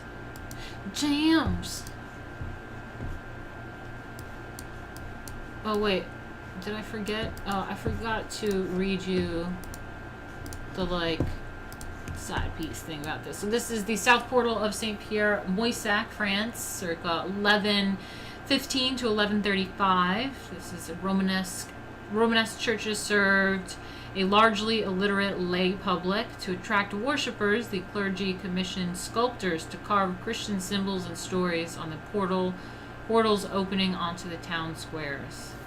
Really cool stuff. And now we are going to the Saint-Lazare in Autun. I think that's how you say it. I'm going to struggle through that. That's okay. So in 1132, the Cluniac bishop Etienne de Bigen consecrated the Burgundian Cathedral of Saint-Lazare at Autun, for its tympanum. He commissioned the sculptor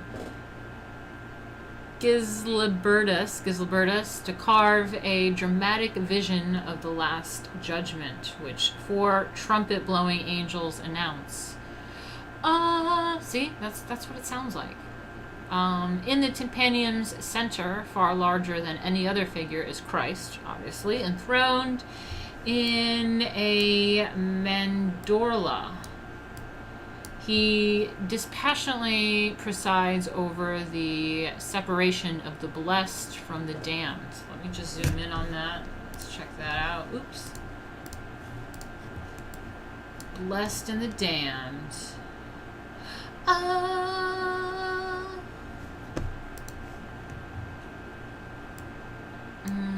At the left, an obliging angel boosts one of his blessed into heavenly's city. Let me just see. Where's that angel?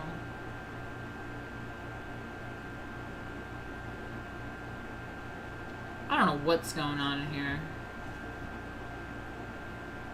Oh, to his left? I guess there's an angel there. I don't know. So let's see. At the left, an obliging angel boosts one of the blessed into the heavenly city. Below, the souls of the dead line up to await their fate. 2 of the men at the left end of the lintel carrying bags emblazoned with a cross and a shell. These are the symbols of pilgrims to Jerusalem and Santiago de Compostela. Those who had made the difficult journey would be judged favorably. To their right, 3 small figures beg an angel to intercede on their behalf. The angel responds by pointing to the judge above. On the right side are those who will be condemned to hell. Giant hands pluck one poor soul from the earth. Directly above in the tympanum is an unforgettable vision of the weighing of souls. Angels and devils. Let me just make sure we're seeing the whole thing here. Oh, yeah, okay. Directly above in the tympanum is an unforgettable vision of the weighing of souls. Oh, yay. Keep it up, don't. Moissac. Thank you for that. That's hilarious. Moissac.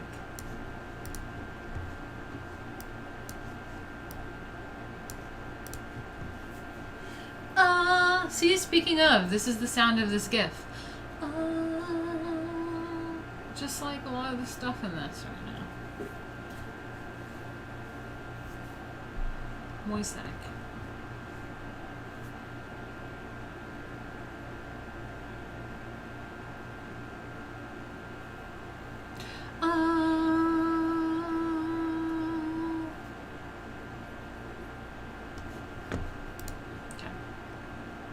Now I'm done with that.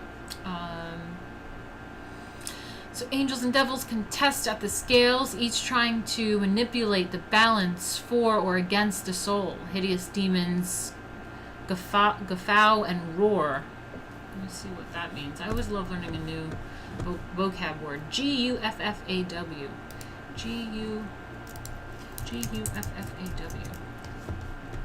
Guffaw. Guffaw. A loud and boisterous laugh. It sounds like a guffaw. Loud. Laugh in a loud or boisterous way. That really annoys me when people do that, honestly. Well, sometimes it's really funny. Sometimes in public, it's like, okay. Shut the fuck up, you bitches.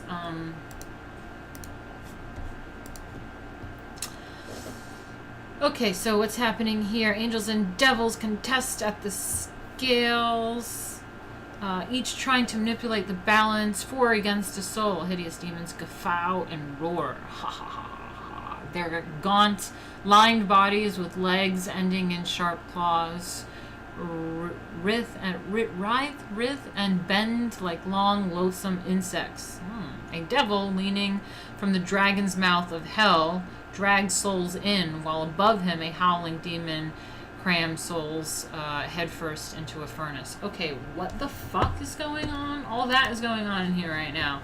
Can you imagine being working on this, like being part of the creative team, and it's just like, yeah, so we're gonna have these devils and they're gonna be like cramming people's heads into furnace and howling demons and like gaunt, like, I don't know, angels and scale, they're like judging humanity, like what the fuck. So the Autun tympanum must have inspired terror in the believers who passed beneath as they entered the cathedral. Those who could not read could, in the words of Bernard Clairvaux, read in the marble. For the literate, the Autun clergy composed explicit written warnings to reinforce the pictorial image and had the words engraved in Latin on the tympanum. For example, beneath the weighing of souls, the inscription reads, oh, yay, we have something more, yay! Lawrence, thank you so much, it really helps a lot. $30, thank you. Now you have my evil laugh, ha ha ha. Actually, I also included a new GIF in here. It's really good. It's another good one. It's a food-related one. And hopefully someone hits that particular donation to trigger that new GIF. Hasn't happened yet. We'll see. Love it. Oh, my stomach is hurting me. Oh, what did I eat? I just ate fruits and vegetables, man. Reggie gave $5. Thank you so much. He says, you have my admiration for streaming with the rowdiness going on outside.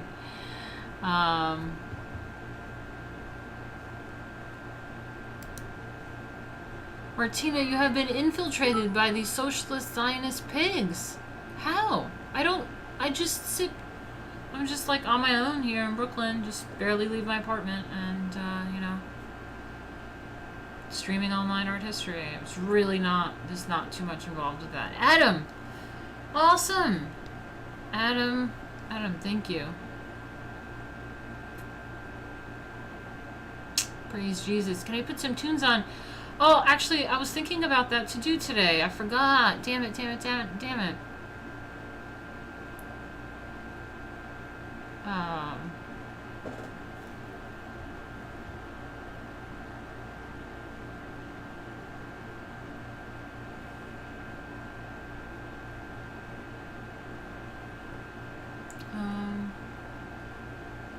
What's happening?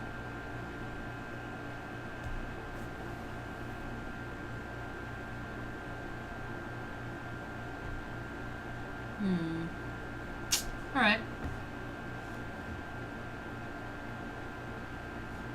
Someone just hit a cop in the head with a brick in Wisconsin. They're rioting really bad right now. Yeah, that's what I heard right before I got on stream. But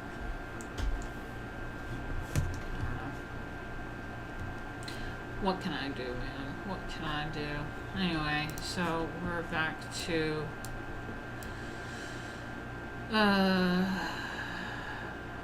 So anyway, so for example, beneath the weighing of souls, the inscription reads, "May this terror terrify those whom earthly errors bind, for the horror of these images here in this manner truly depicts what will be." Oh my god, so it's telling you that I hope that this terrifies you for your earthly mistakes and bind you, and for the horrors of these images here truly depict what will be. Oh my god. So this is just Silberettus who made it. I don't know how to say his name. It's the... What the fuck was that? What the fuck?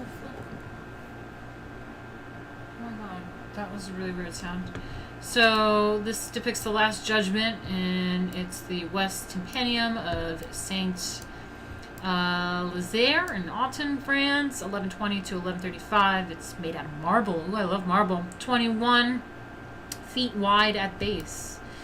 Christ enthroned in a mandorla presides over the separation of the blessed from the damned and this dramatic vision of the Last Judgment, designed to terrify those guilty of sin and beckon them into the church. I don't know if it's going to beckon them into the church, but fuck, it's pretty creepy. Alright. Oops. Shit. Sorry, guys.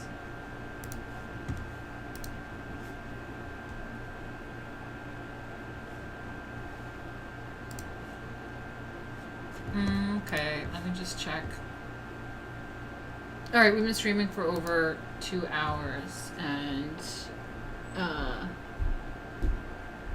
don't think I can do it, but maybe let's just do this last one so we can wrap up this whole portal situation.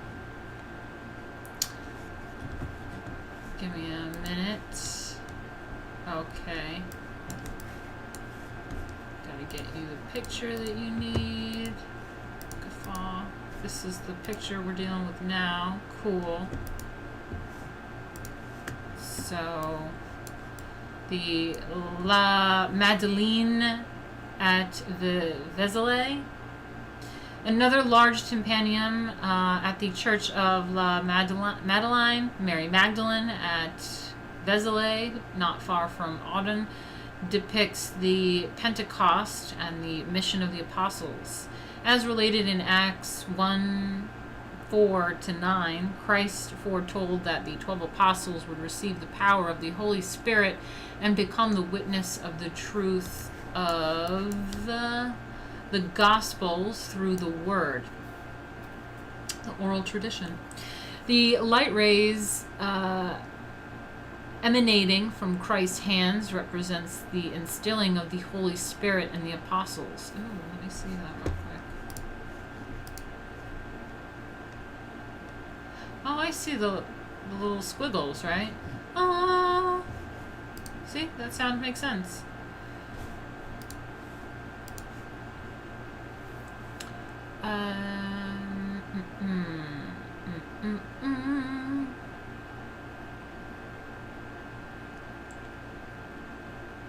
Sorry, where Christ's hands represent the instilling of the Holy Spirit in the apostles. Acts 2:1-42 at the Pentecost, the 7th Sunday after Easter. The apostles holding the gospel books, receiving their spiritual assignment to preach the gospels to all nations. The Christ figure is a splendid essay in calligraphic theme and variation. The drapery lines shoot out in rays, break into quick zigzag rhythm. Let me make sure I'm looking at the right thing. Yeah, okay.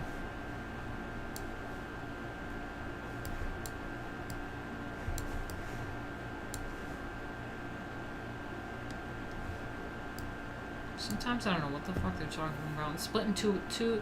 So the break in the quick zigzag rhythm and spin into whirls, wonderfully conveying the spiritual light and energy that flows from Christ over and into the equally animated apostles.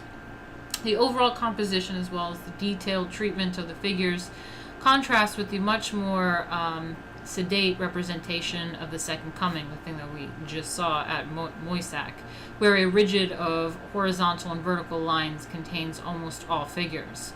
The sharp differences between the two tympania highlight the regional diversity of Romanesque art. So the difference between, this one and this one is regional. Remember we talked about that in the beginning, is that sometimes there's different reasons for art being like the same or different, and sometimes it's time and sometimes it's like regional. So crazy. So yeah. The world's heathen peoples, the objects of the apostles' mission, appear on the lintel below in 8 compartments around the tympanum. Okay, so let me see. What's the lintel thing? Okay, so that's the lintel thing. Okay, so these little guys below. The world's heathen peoples, the objects of the apostles' mission, appear on the lintel below the 8 compartments around the tympanum. The portrayals of the yet-to-be converted constitute a medieval anthropological encyclopedia. Present are the legendary giant-eared Panotai of India, pygmies who require ladders to mount horses, and a host of other races, some characterized by a dog's head, others by a pig's snout. How racist! And still others by flaming hair. Gingers. The assembly of agitated figures also includes hunchbacks, mutes, blind men, and lame men. Don't be lame. Humanity still suffering awaits the salvation to come, as the Moissac and Autun as worshippers entered the building. As at Moissac and Autun as worshippers entered the building, the tympanum establishes God's omnipotence and presented the church as the road to salvation. Salvation. It's the sound of salvation. Okay. Where are we at?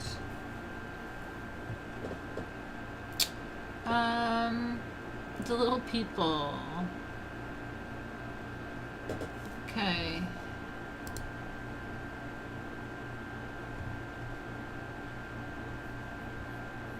Oh my god, what's going on here?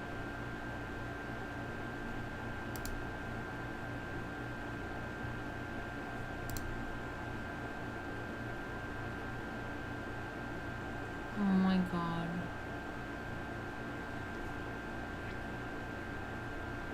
Those medieval paintings of hell are pretty cool, not gonna lie.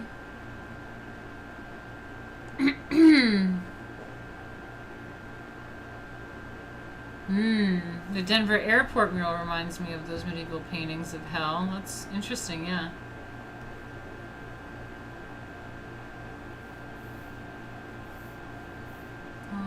Anyway.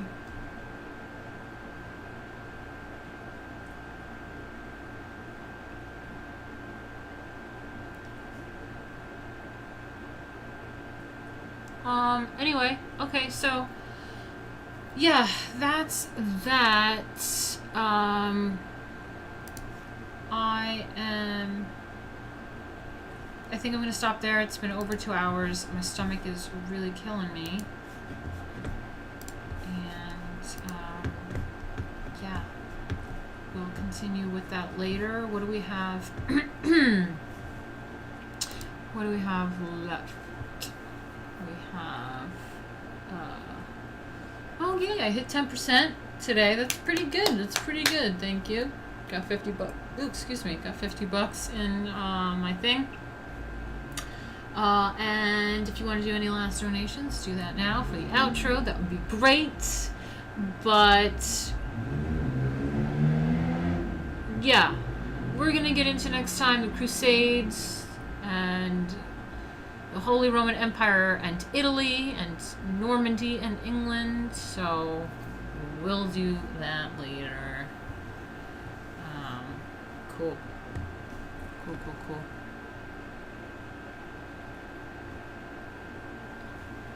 Alright, see you guys later.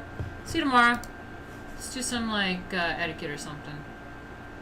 I don't know why my fans turn on me. I don't know what's going on in the chat, but fuck, man, I really do not need another person that's just turning on me for no reason and gets crazy. So please, guys, calm your tits, okay?